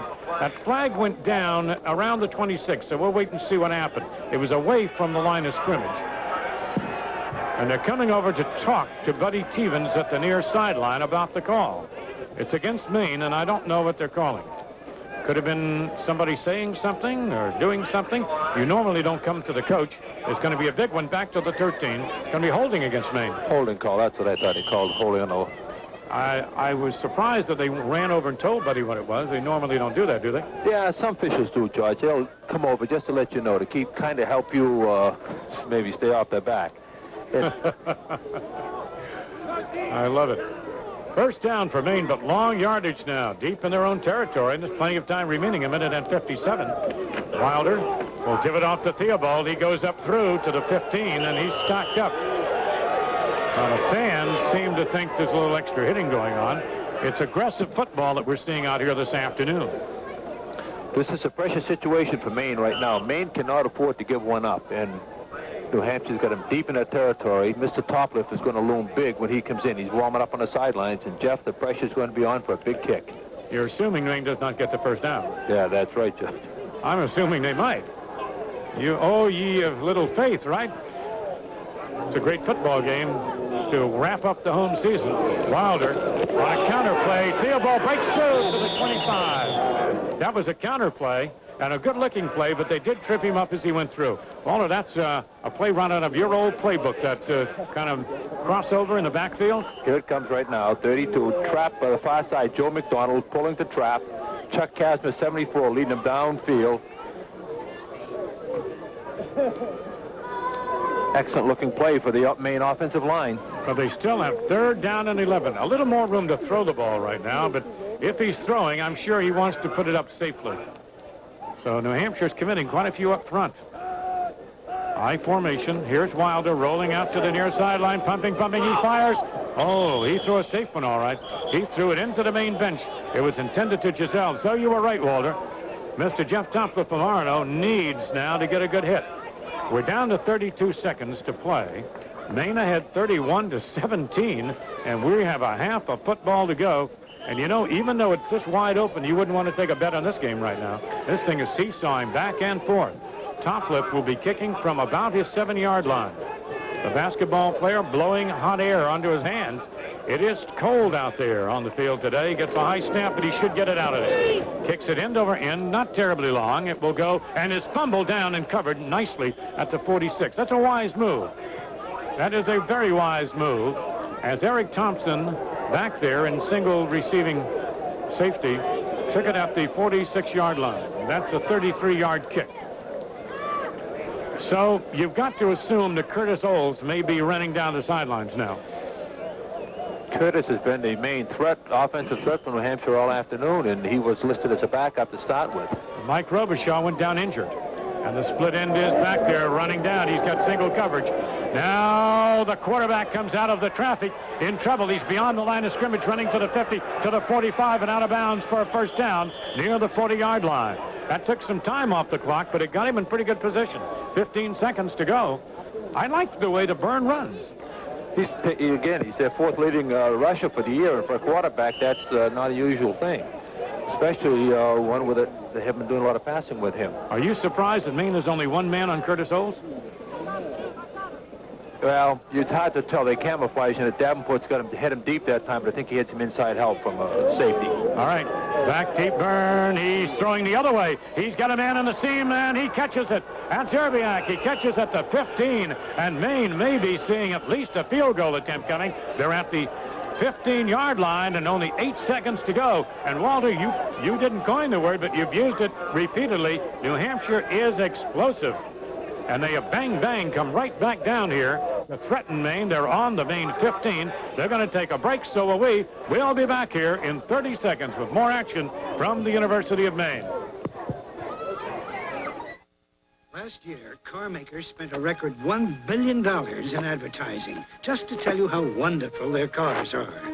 Fortunately, there's a more objective opinion, car owners. According to a recent survey of all cars in America, import or domestic, Subaru ranks second only to Mercedes in customer satisfaction. And that's the kind of advertising money can't buy. Subaru, the New England solution. My goodness, New Hampshire does not have the appearances of a great passing attack, but they have nailed the bird. Mr. Byrne has nailed Maine today. All right, they have 8 seconds. They're going for it right now. Here comes Byrne. He's throwing for Olds. End zone. It's deflected and intercepted out of bounds. Out of bounds. It was deflected. They had 2 men on him, and that took it to 2 seconds. The field goal unit will come in now. Mr. Olds almost did it again. Maine had double coverage on him, and he still had a shot at it. Davenport's a man covering. Well played by Davenport. All week you practice against thinking of one receiver. You study him in the films. Olds they haven't even looked at. Here he is, an outstanding receiver, and defensive backs are going to get to know him in a hurry. It'll be a 32-yard attempt to end the first half with 2 seconds to go by Eric Facey. Eric has been tough today. It's down. It's up there. Is it good? It is good. And that's a 32-yarder to end the first half and send New Hampshire into the locker room, trailing by 11, 31-20. Do not miss the second half. This thing is wild. We'll return for halftime in 90 seconds. We'll be the dance recital, and I'm the star. Oh, no problem, ladies. Watch this. No one has rougher terrain than Japan. That's why they need rugged four-wheel drive. Where's my star? My butterfly! And that's why they build the 86 play at the 20-yard line. So, here we go. It is 31-20. The University of Maine leading the New Hampshire Wildcats. And the Maine Black Bears will have it 1st and 10, moving from right to left here as we look down on this field. Now, it is getting fairly dark here. Remember, the time has changed, and we don't have a lot of daylight coming up toward 3 o'clock, so it'll be not much sunshine here for the rest of the afternoon. Bob Wilder from the 20-yard line gives it deep to Theobald, breaks through. He has a nice run out to the 27-yard line. He comes off the blocks as well as any runner that we have at the University of Maine. Extremely strong lower body on Lance. Has good balance, good quickness. Last year, here he comes right here, breaking right up the middle. Good trap block by Colasacco.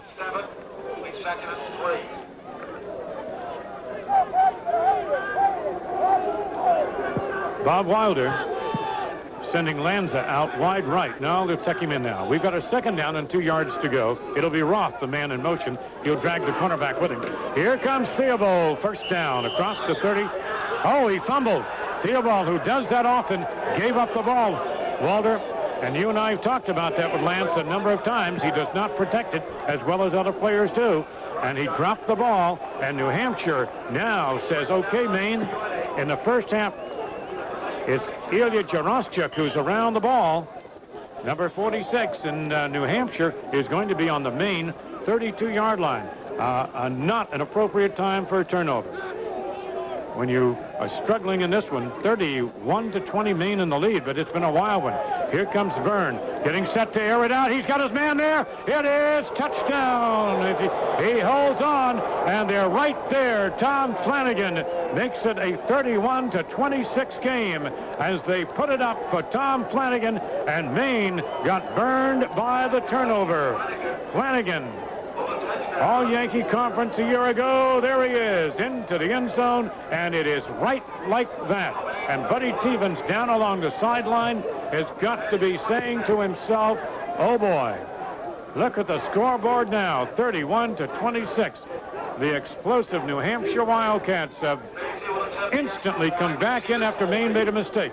It's in the air, and it is gone. An extra point good, and we've got a 31-26 game. We'll see you back here in 30 seconds with more.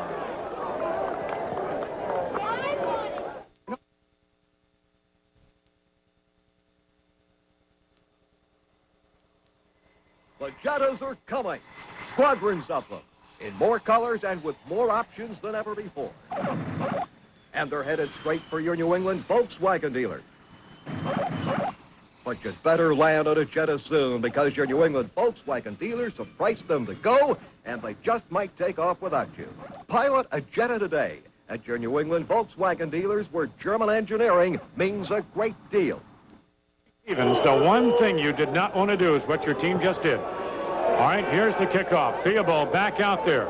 Theobald to the 5, to the 10, to the 15, straight forward to the 22. He's a tough customer.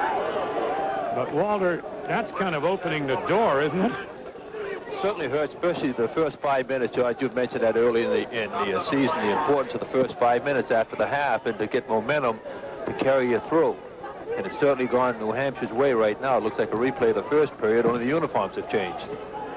Now the team down at the right side of the field is having a problem. They need bananas and a lot more. This is a 31-27 game now. Forget all about what's happened. We start almost over again. Here's a little play-action fake. Wilder drops it. Oh, and Walsh drops it. Wilder threw it. Walsh dropped it. And Walsh just tried to run without the ball. And Bob Wilder is going to have a 2nd down and 10 from the 24-yard line. The obligatory dog on the field is out there now. So we have had it all. George Hale with you, along with Coach Walter Abbott. And Theobald's fumble came back to haunt the Bears quickly. And Rich Byrne has got a couple of receivers that are, to say outstanding, may not be fair. They're better than that today, at least. Wilder gives on a draw to Theobald. It's read perfectly, and he is instantly down. To New Hampshire has got a head of steam out there right now. The New Hampshire defense, led by Brian O'Neill from Waterville that time, making the stop. You got to think he's pumped up a little bit. They had the inside blitz on. That's when Maine caught him in through the screen pass early in the first period. And what Wilder has been doing, and successfully, is getting to the outside, skirting to the outside to get away from that defensive line. It is 31-27. Wilder getting set to throw. He's almost threw it into the hands. In fact, he did to Dave Duggan, and Duggan dropped the ball. Oh, my goodness. That could have been a second disastrous turnover. And so the Wildcats are not only in good shape, they're going to be in good field position. And the way they're airing the ball out, well, only time will tell if the Bears can survive this one. Remember, this was a 17-0 start. Punt will come down at the midfield spot, and there's not going to be a run back as Eric Thompson is hit hard, but Maine's defense has got to play well. Going out of the ball game shaken up on that is Thompson, by the way. Maine lost Dorsey. New Hampshire has lost Garron and apparently Scott Perry. But they have had Curtis Olds today, and they have had Rich Byrne. And they are doing a job. They've also got the great receiver, Tom Flanagan. Fumble. No, if he fumbled, he came out of there with it. He throws. It is incomplete, intended to Olds. Now, I got a little confused on that, whether or not he actually dropped the ball on the ground tonight, Walter. Looks like he dropped the ball and recovered it. Davenport, they doubled up that time. You notice Davenport gave him the underneath coverage. There's the ball on the ground. He picks it up, which is legal. Oh, yeah. Now he's advancing the ball to the outside. And watch Davenport come in with the underneath coverage. They had double coverage inside helping the free safety. Here's Davenport, number 21, underneath. You see the free safety coming in on the top, just coming into the screen. Midfield, 2nd down. They come through the right side. That ball is loose again. And Maine may have it this time. And that was carried by Andre Garron. Garron came back in the ballgame and fumbled the ball. And Maine now takes the turnover. And this game seesaws back and forth. And they recover at the 41-yard line. Not everybody's happy with being at the football game, but I am. Look at that little fella, Judge. Isn't that sight? Maybe that's a New Hampshire fan who's crying over that turn of events. Television fans are looking at a pretty little baby there. All right, wide to the right side. Maine will take it over to 41. Wilder wants to throw on the move. Out to the right side, he fires. He's got Hebra at the 40-yard line. And Hebra did a nice job of getting open. And Maine has been able to come back with big plays today, and they need one right now. New Hampshire turned it around, but these tit-for-tat turnovers. Wilder needs one more pass to set a new school career record, according to our unofficial stats here. You notice again, George, that Bobby is putting pressure on the flanks. He's having more success on the flank pressure than a straight drop-back game. Down for the Maine Bears. They're at the 41-yard line. So Wilder will send Roth in motion to the near sideline. Deep hand off Theobald. Takes the man with him. Goes over the 40 to the 38. Well, it is also very important here to notice that Buddy Teevens did not give up on Lance Theobald. He's sending back out there. Of course, he's got Dorsey hurt. But he made that key fumble, and it burned Maine, but he's right back out there working again. You've got to have an open mind about this kind of game. It's a hard-hitting contest. He's been in a lot of turnovers on both sides, but a lot of pressure on the ball carriers and receivers. This is the way college football should be played. Everybody's having a good time. Wilder with Roth in motion again. Toss back comes to Lance. He's got a block from Walsh.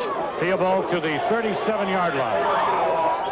And now a little extra hitting going on in there.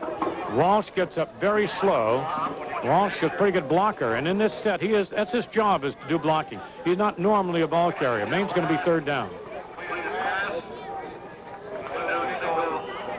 New Hampshire's defensive lines played that very nicely. The defensive right end just strung the ball out, forced the ball into the sidelines. We haven't said much about it, but Maine's coach, Buddy Teevens' brother, is playing out there on the defense. He's not been involved in very much here today. All right, Wilder looks quick. He fires. Heber's got it at the 25-yard line. Down to the 20-yard line. A very quick opening play. A quick toss, and he had him for the first down. And making a tackle was Tim Teevens, brother of Buddy. You just mentioned him. He's back in action again for you. Here comes Bobby looking him off. Sergio, nice reception by the fingertips. All right, Teevens was the Defensive Player of the Year last year in the Yankee Conference. Our 20-yard line is where they're going to give him. He did not step out at the 25. So Wilder now gives it a little bit of a delay. Here comes Theobald, 50. He's going to go all the way.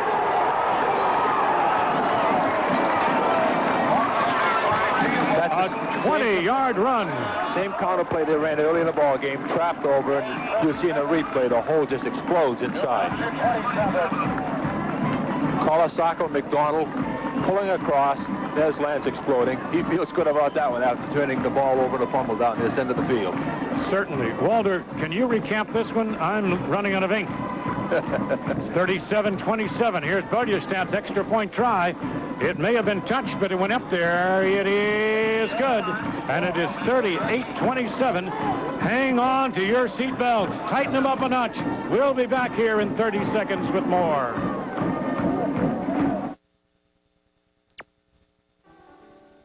Jackson Brook Institute, Maine's newest hospital in South Portland, is dedicated to caring for people with psychiatric, emotional, or substance abuse disorders. Modern facilities, experienced physicians, clinicians, and psychiatric nurses prepared to provide confidential, up-to-date care for people of all ages and backgrounds. If you need help, call 761-2200. Jackson Brook Institute, caring for the people of Maine in confidence, with confidence. Theobald has scored 3 touchdowns this afternoon, and he atones for the fumble. Here's the kickoff. It's on the ground. It will bounce down toward the 20. Will it go out? They mess it up, and they fumble it out. It was fumbled out of bounds. It will remain. The New Hampshire ball, Derek Milton mishandled it, and it went out. And so it went out, interestingly enough, right on the 20-yard line. A final. Gardner has beaten Lawrence 17-14. And what a game that must have been for the Class C championship. Marshwood over Orono, a final. It is 22-0. Marshwood has shut out Orono.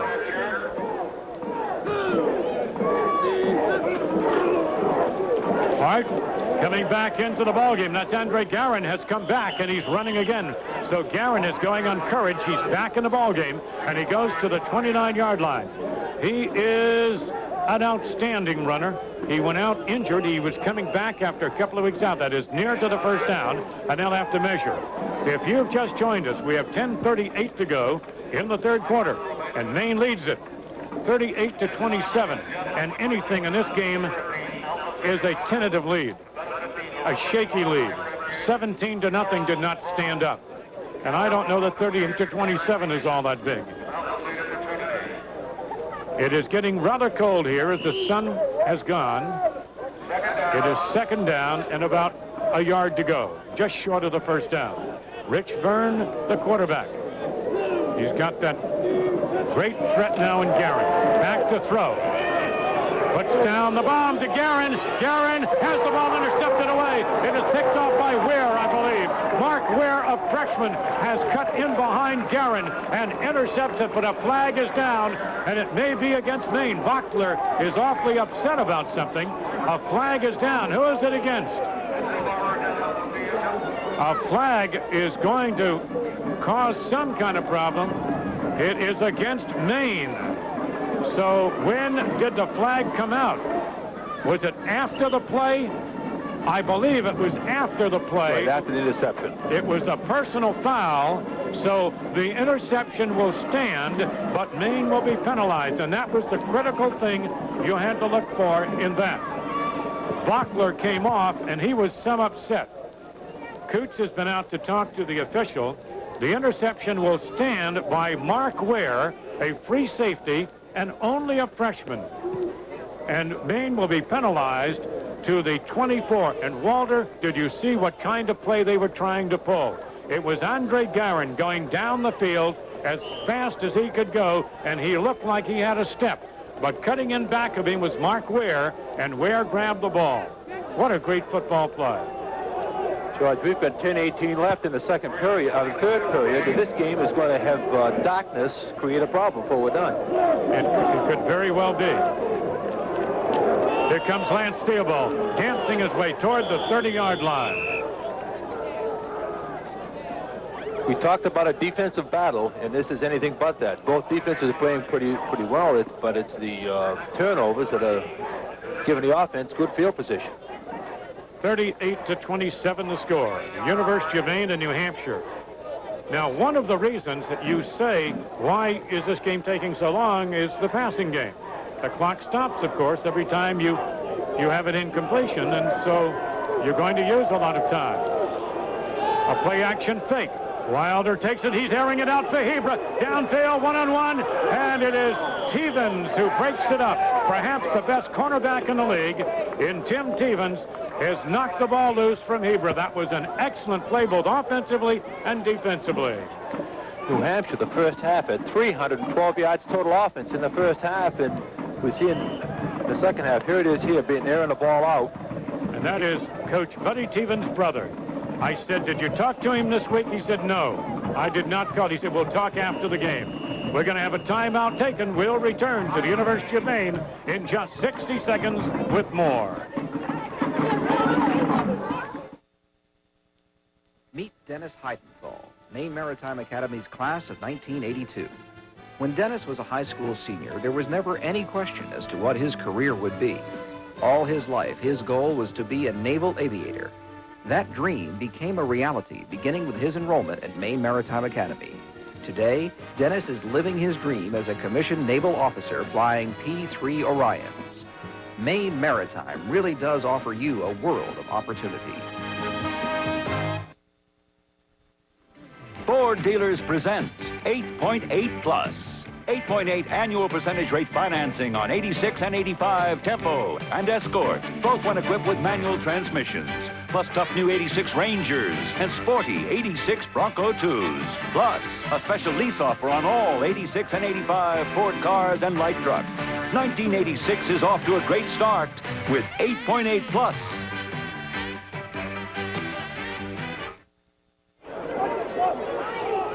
Wilder throws complete to Roth. First down at midfield. And there's the freshman for the University of Maine from Leroy, New York, Steve Roth. Catches the ball just past the first down territory, and the Bears have crossed midfield to the 48-yard line. Bobby Wilder on the money. George, a lot of the fans are sitting here in the shade. It's a cold afternoon at Alumni Stadium, but they're on their toes. Well, this will keep them a little warmer than one might suspect. What a great offensive display this afternoon by both teams. Great football game. Bob Wilder now gives to Theobald. Theobald cuts through, slashes. breaks tackles, goes over the 40. He's down at the 39. And Theobald is having one of his finest days. Dorsey is out hobbled by an injury. New Hampshire lost Garron. They brought him back. They're still changing people around. New Hampshire's been deep into their bench, and the Maine Black Bears have gone a little bit too. Two great rivals. The record stands 32 wins, 32 losses for each team in this long and exciting series. High formation. First man through. Walsh has a hole to the 34. That was a good-looking play. They ran a belly for the first down. Walter, the I formation, you don't often run it, but you have to pick the right spot. And apparently that was a pretty good spot to run that. Walsh hit the soft spot. The thing that's impressive is the way Maine's offensive line's coming off the ball. I saw Coach Murphy at halftime, the offensive line coach, and he said, well, we're going to need a lot more than 31 points. And I guess he's doing a pretty good job calling the plays up here, the way things are moving. 38-27, the University of Maine Black Bears in a lead over New Hampshire that has been a war of sorts here this afternoon. There's a deep reverse end around. Here comes Hebra. He's at the 30. He goes to the 20, inside the 20 to the 18. That's an end around reverse. Speaking about a great call, George, you just saw one, and you see who made the key block was Bob Wilder, the quarterback. Buddy Teevens told me that was in the playbook for this week. Watch number 7. He's out front. Here comes a reverse handoff. Hebra's right behind. You'll pick up Bobby Wilder again. Watch the key block right here by Wilder. There it is. My, we're down at the 20-yard line. First down for the Maine Bears. I formation. And Giselle goes in motion. Deep handoff. Here comes Theobald. He's got 3 touchdowns. He may have 4. He's down to the goal line. Theobald takes it to the, where they're going to mark it, down inside the 4, down around maybe the 2-yard line. Theobald has scored. He is now over 100 yards. He has scored 3 touchdowns. In for the injured Doug Dorsey. And here's a kid that was not on this team when the season began because of problems. Last spring, he came back, got himself in shape, and look what he's done here this afternoon and last week. Here comes Lance. He didn't get it. He's right on the goal line, though. Look at that pileup. Walter, having never been there in a college game, what does it feel like, having been there so many times, to be at the bottom of that? Inside, there's just all kinds of grunting and groaning and complaining and fighting and everything else goes on, George. If people knew what happened to those pileups, they'd be scared to watch the game. Walter, I don't think I'll ever be there, and thank goodness. But it's got to be an experience to be at the bottom of something like that with a ton of something laying on top of you. All right, Maine on the goal line. It is second down. This is a big play here for the Maine Bears. Here comes Lance Theobald. Oh, the ball is loose in the air. It is fumbled high, and it is New Hampshire's ball, a touchback. And deja vu, it has happened to Lance Theobald again. He did this in a winning effort for the University of Maine, and Theobald has just had the ball go high in the air. Almost an identical play that he had here, I believe, in the Connecticut game. Here you'll see it when you go over. Anytime you turn your body, I've mentioned this in the past, when you turn your body upside down going over like this, you have to cover both points on the ball. Tim Teevens looks like he got the ball in the end zone. That is a touchback. We'll be back in 30 seconds with more. Enter the world of the potentially rich and famous. Play the Burger King $14 million winning taste game. Win $1,000 a month for the rest of your life, or any of 19 million fabulous food and cash prizes. Glitter, glamour, a flame broiled Whopper, a flaky croissant-sandwich, a Pepsi, or $1,000 a month for the rest of your life. And the odds of winning a prize are a fantastic 1 in 7. Play the winning taste game now at Burger King.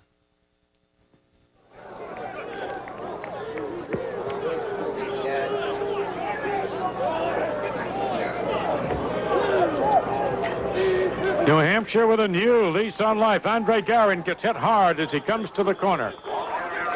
Well, Walter, only thing I can say about that, had that one been punched into the end zone, it might have put this game away. You never know how big that fumble is. it certainly, from New Hampshire's standpoint, is awfully big. Puts a lot of pressure on the Maine defense now, but they've got some field position to work with. That certainly would have been a plus for Maine if they'd have put it in. Second down and 7 yards to go. Tossback comes to Garron. Garron, who can go, is on the way. He is caught at the 35. And remember, this kid eats up yardage against Maine. His last 2 times against Maine over 200 yards. However, today he's been out of there with an injury. Maine about to put that ball in the end zone when it popped loose. And that is just identical to the fumble that he did in the Connecticut game. And he does not protect the ball very well. Although I've got to admit, on a day like today, the hitting is vicious in there. All right, a toss back to Garron. Garron is down from behind at the 35. That was very good pursuit, I believe, by Duty. Steve Violet from Winslow. Steve, I feel, has really developed into a outstanding defensive lineman for Maine. The first of the year, he was a little slow on his reads, but now his speed, his quickness, his toughness, and they've got him playing some at defensive tackle this week to help out. It's going to be second down now, and about 8 yards to go. Maine ahead, 38-27, and a wild one here at the University of Maine in Orono.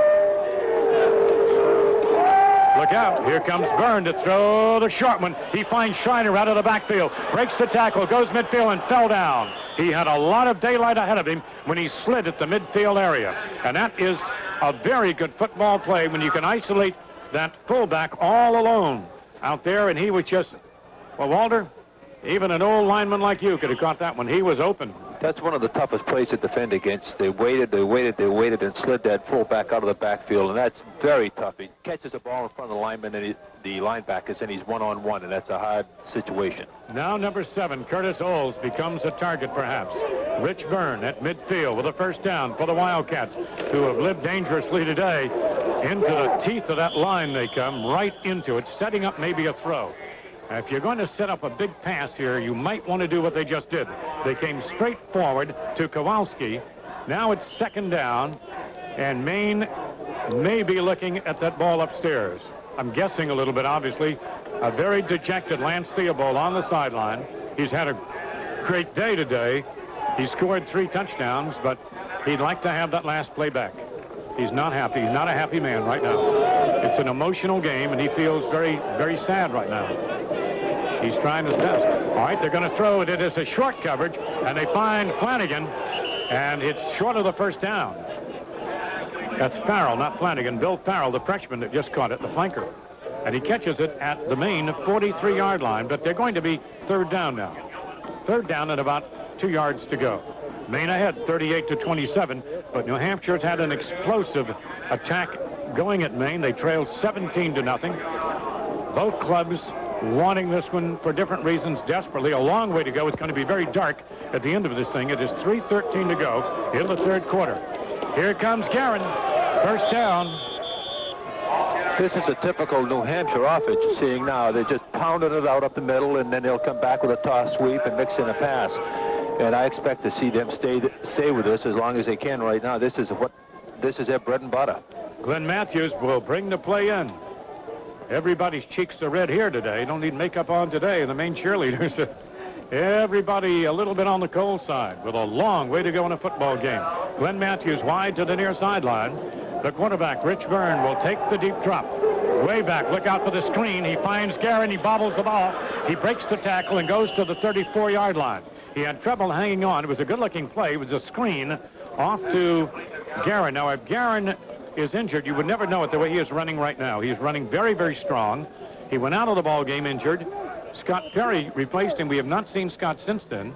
Coming in the ball game now is, well, they're going to keep Garron in there and also bring in Todd Urbanek in there. So I guess he's out of there. Garron is out of there. All right, Schreiner is the fullback. They toss to Urbanek. He comes to the corner at the 30. He is hit hard, will step out inside the 25. And Walter, they are grinding this one out. They're coming down the middle, going out wide, they're afraid of the turnover, and I don't blame Coach Bose. He does not want a critical turnover. Maine has just given him perhaps a new lease on life that he would have not seen if Maine had tacked up 7 more points to a 38-27 lead. And his team has come down the field, and they've marched it to the Maine 24 to pick up a first down. So you can expect, I would assume, some fairly conservative play here. Just as he throws it into the end zone, right? The quarterback kept the ball on a busted play, and Byrne runs it well to the Maine 10-yard line. That was a play that should never have happened. A flag is down. I believe a late hit may have occurred over there, and there were some elbows and fists flying, so anything may be coming out. But from what we can see, that would be a late hit. Ray Paquette makes a big hit on the fullback, forced the quarterback deep, almost a spectacular play by Ray, and then Byrne just took it around the corner. He's an excellent runner with the ball. As we mentioned earlier, he's a fourth leading rusher on the New Hampshire team.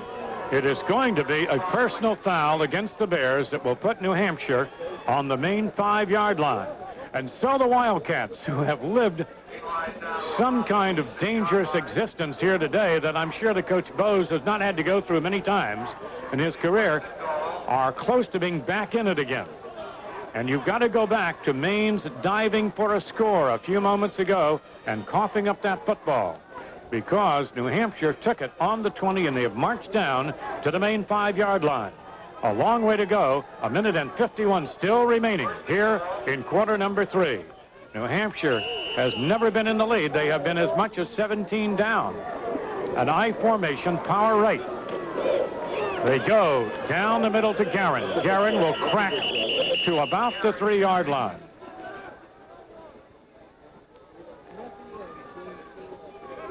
Tonight, it's going to be hockey. Maine and Providence, a big Hockey East matchup. We'll have it on our radio stations for you tonight on WABI and WBGW for those who are not going to be in Alfond Arena in person. And they had a sellout last night, and I expect they'll have a large crowd again tonight.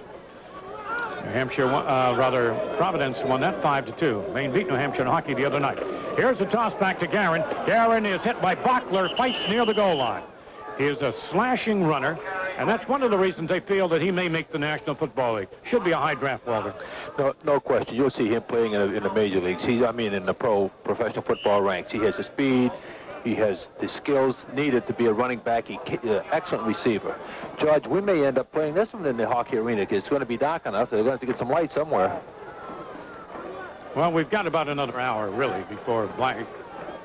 But it's going to be pretty dark. All right, toss back comes to Garron. He'll score. And Andre Garron has punched it in again. And now this ball game is very, very tight.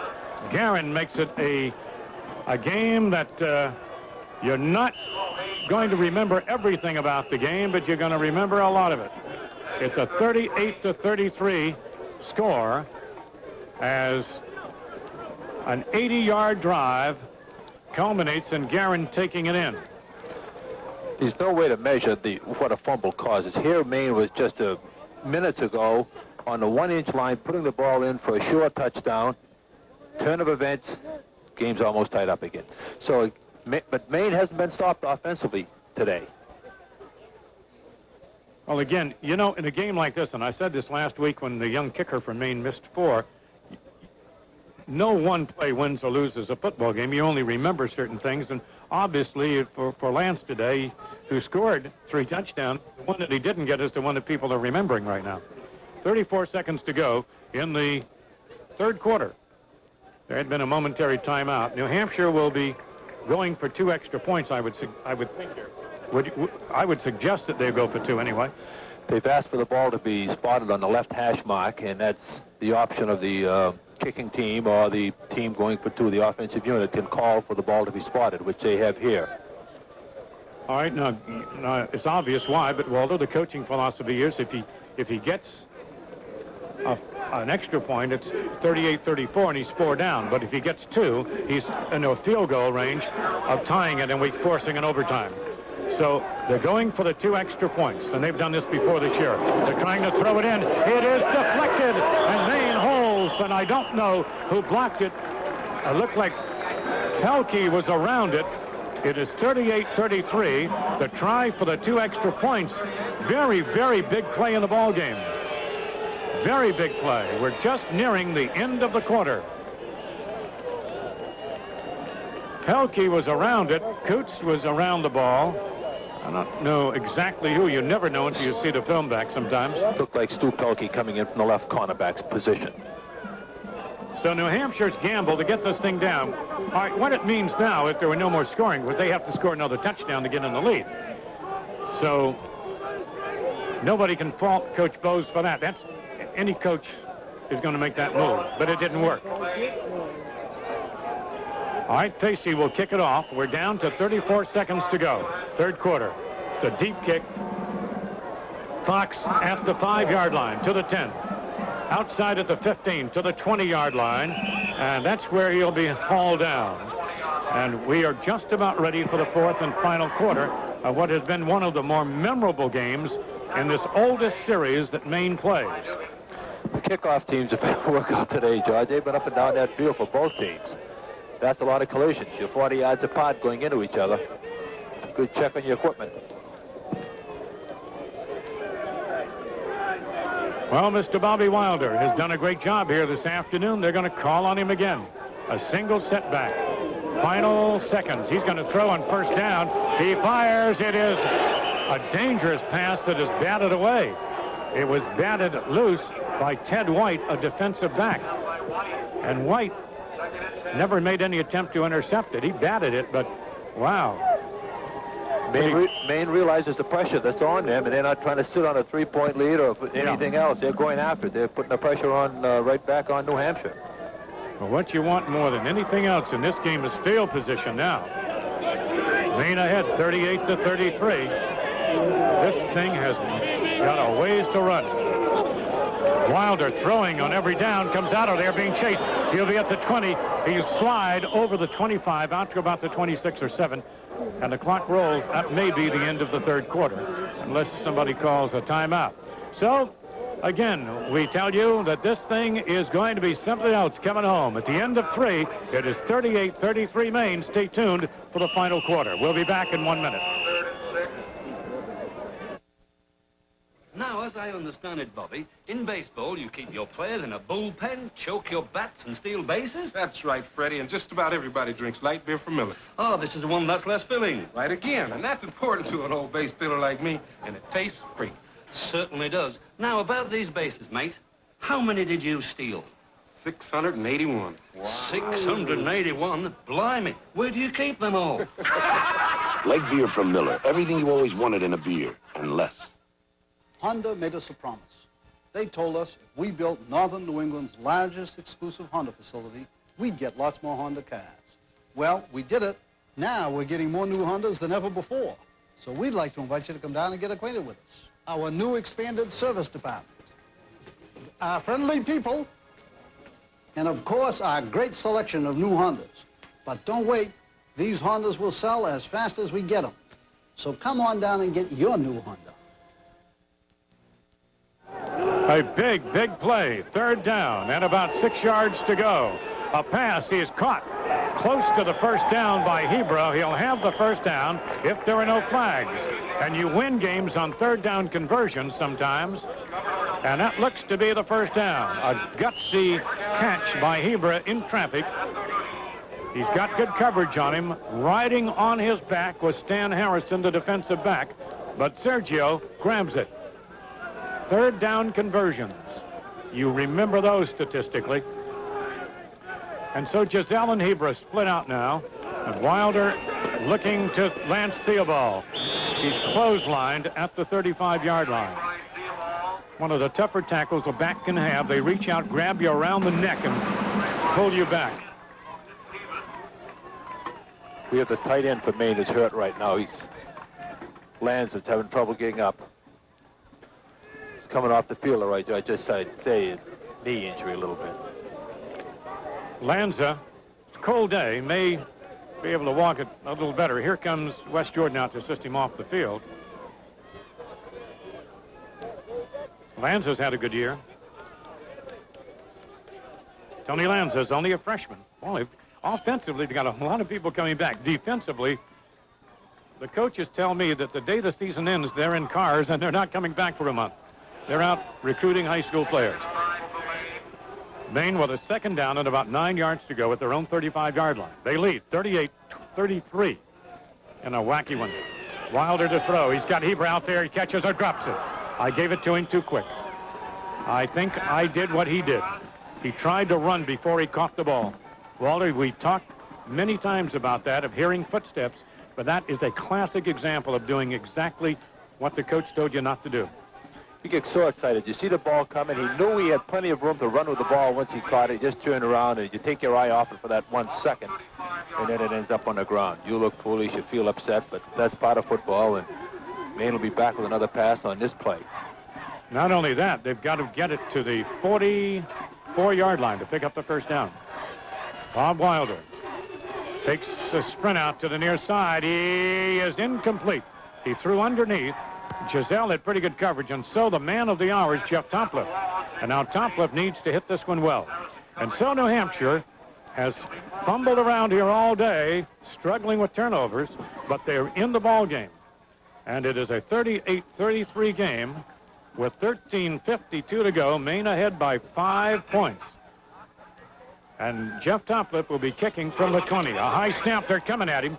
Not a bad kick. It'll sail back and will be fielded at the 29-yard line with good hang time. They will get no run back, as down there was Eric Thompson, and he wanted to go 38-yard kick. That's not a bad kick.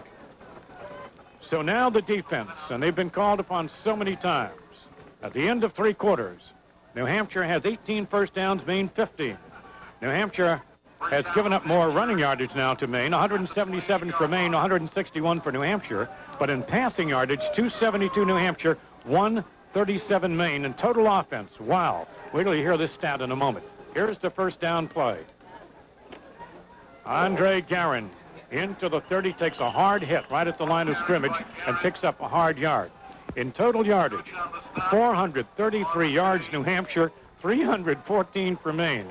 2 defensive-oriented teams here, giving up over 700, around 750 yards today. That really is an incredible stat.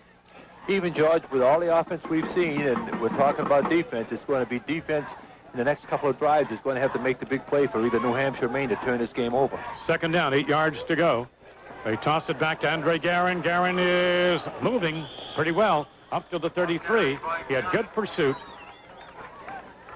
He had a lot of company coming from Skip Foley, who was playing the right outside linebacker. Steve Costello checking in the lineup now, bringing it in.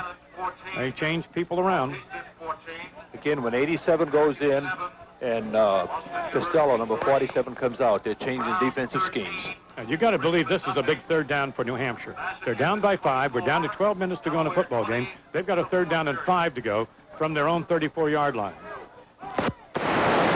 Back to do the passing. A little screen pass is going to be dropped by Schreiner. Mark Coots is just there shaking his head. He thought he had one for to go all the way with. Well covered by Mark Coots. Remember what we said before, too, Walter, and you as a coach know it so well. Massachusetts ahead of Delaware, by the way, 24-20 in a 4th period. That's a big score. These 4th, third down conversions are so vital to a team. And here, New Hampshire, needing it badly, going to have to send their punting. Now, they have a fake punt, so you have to be very careful with them. They do have a fake punt play. Flanagan, the tight end, is back there. So Maine is going to have to keep this thing honest. It is low. He's kicking. Off the side of his foot. Heber wants the fair catch. He will take it at the 36. The Bears now have the ball and the clock. 12:21 to go. This is the kind of thing that Buddy wants more points. He really needs more points, but he also wants to choose some clock time up. So let's see how the coaching staff works this one. Both defensive units have stiffened in the last 2 drives. Maine committing themselves more to the run power type defense. New Hampshire's going to be working more with the defensive secondary, putting in extra defensive backs, trying to take the pressure off Wilder's passing game. Poiker is in at tight end for the Maine Black Bears. Getting very dark here, a very cold afternoon. They toss it back to Lance Theobald. Theobald comes inside the corner, gets to the 40, does not get much running room, but does pick up a couple of yards. Lance hanging on to that ball, submarining him defensively to make the stop. Scott Curtis, the linebacker. New Hampshire's got some key injuries to them, but in all fairness, even though they've had key injuries, the people who have replaced the injured people have played well. Now, here's Curtis playing very well for Freely, and what can you say? You know, Garron went out. They played very well without him. He's back in. He's playing well. Roth going in motion. Maine with a second down and about 6. Deep hand off to Lansing and ran into his own blocker. And that's going to hurt him. He ran into the shoulder of Chuck Casmer, the left tackle. And that got him in a bit of trouble when he turned the corner. Casmer, number 74, is not going to move as fast as Theobald is going to move. Watch here, you'll see Dan Federico from South Portland defensively for New Hampshire, forcing a play outside and comes in on a tackle late from behind.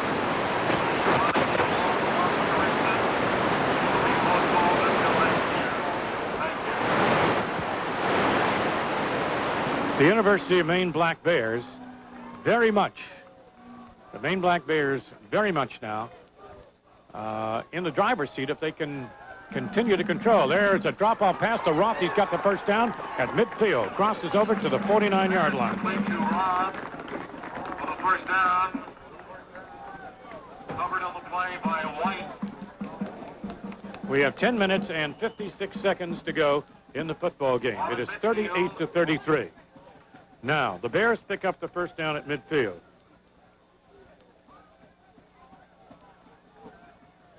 Maine still being aggressive with putting the ball in the air.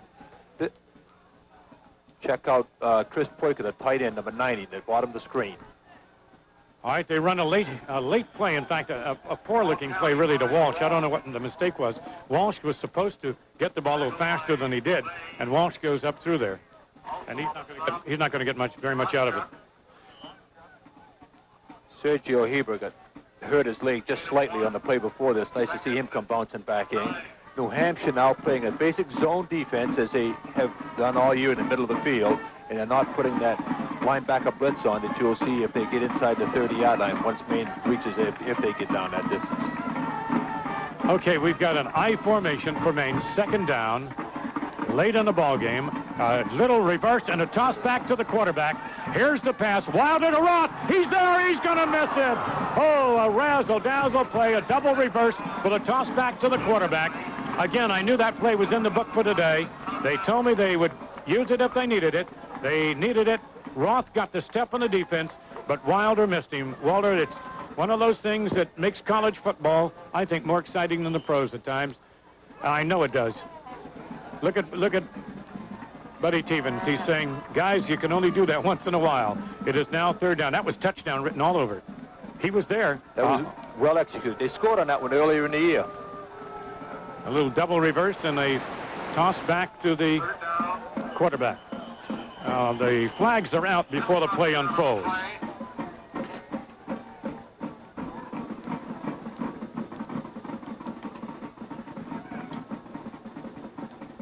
The University of Maine Black Bears have a very, very big problem right now. They've got a third down and 9. The clock shows 9:45. It's going to be more than third down now. They're going to be penalized 5 yards. The 46-yard line. So now, this is a position in the ball game.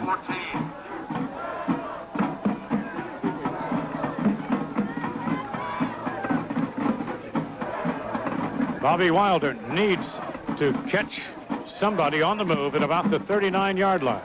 Getting very dark here at the field. No lights, of course. So we're going to play this one right out to the bitter ends. Shotgun formation. New Hampshire knows what's coming.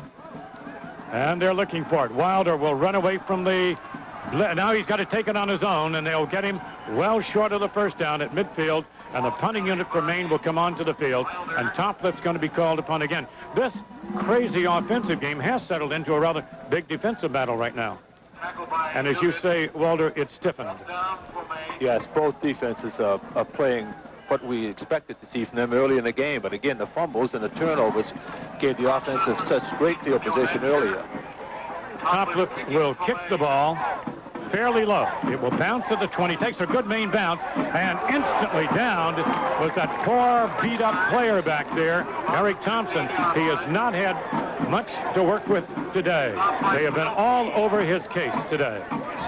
Stu Pelkey made the big hit on that. Pelkey's been outstanding on special teams all year long. Here he is right here. You watch him be number 45 coming in.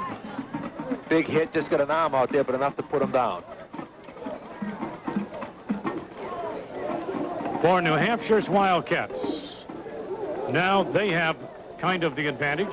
Remember, they need a touchdown. A field goal will not help them at the moment. A deep drop by Byrne. He's airing it out. He's got his man there. It is incomplete. It was intended for Bill Farrell, the flanker. Bill Farrell, the flanker, was down there, but it was overthrown. This is definitely an offensive show, George. They're putting the ball in the air. They're putting it deep. Both teams going after it. Of course, you're stopping the clock, which makes it darker. And Maine has put their extra defensive back in right now. New Hampshire, they're deep in the hole, but they're willing to put the ball up. 38-33, Maine leading by 5. Garron gets the call. He gets hit hard as he goes into the line. He took a pretty tough shot. Now, you don't get Garron that often, and you have a player getting up very slow downfield who threw a block that Schreiner, the fullback, he was shaken up. They're going to be third down here. That was Steve Donahue in on a hit. Right outside linebacker for Maine, number 49. Schreiner is shaken up badly as he goes into the huddle. The senior fullback at 220 pounds, and they're going to have to bring in the play, and Bill Farrell will bring it in. Now the Maine defense that's been so tough this year will be called upon for a big third down hold here because, again, you look at the third down conversions. It is third down 9.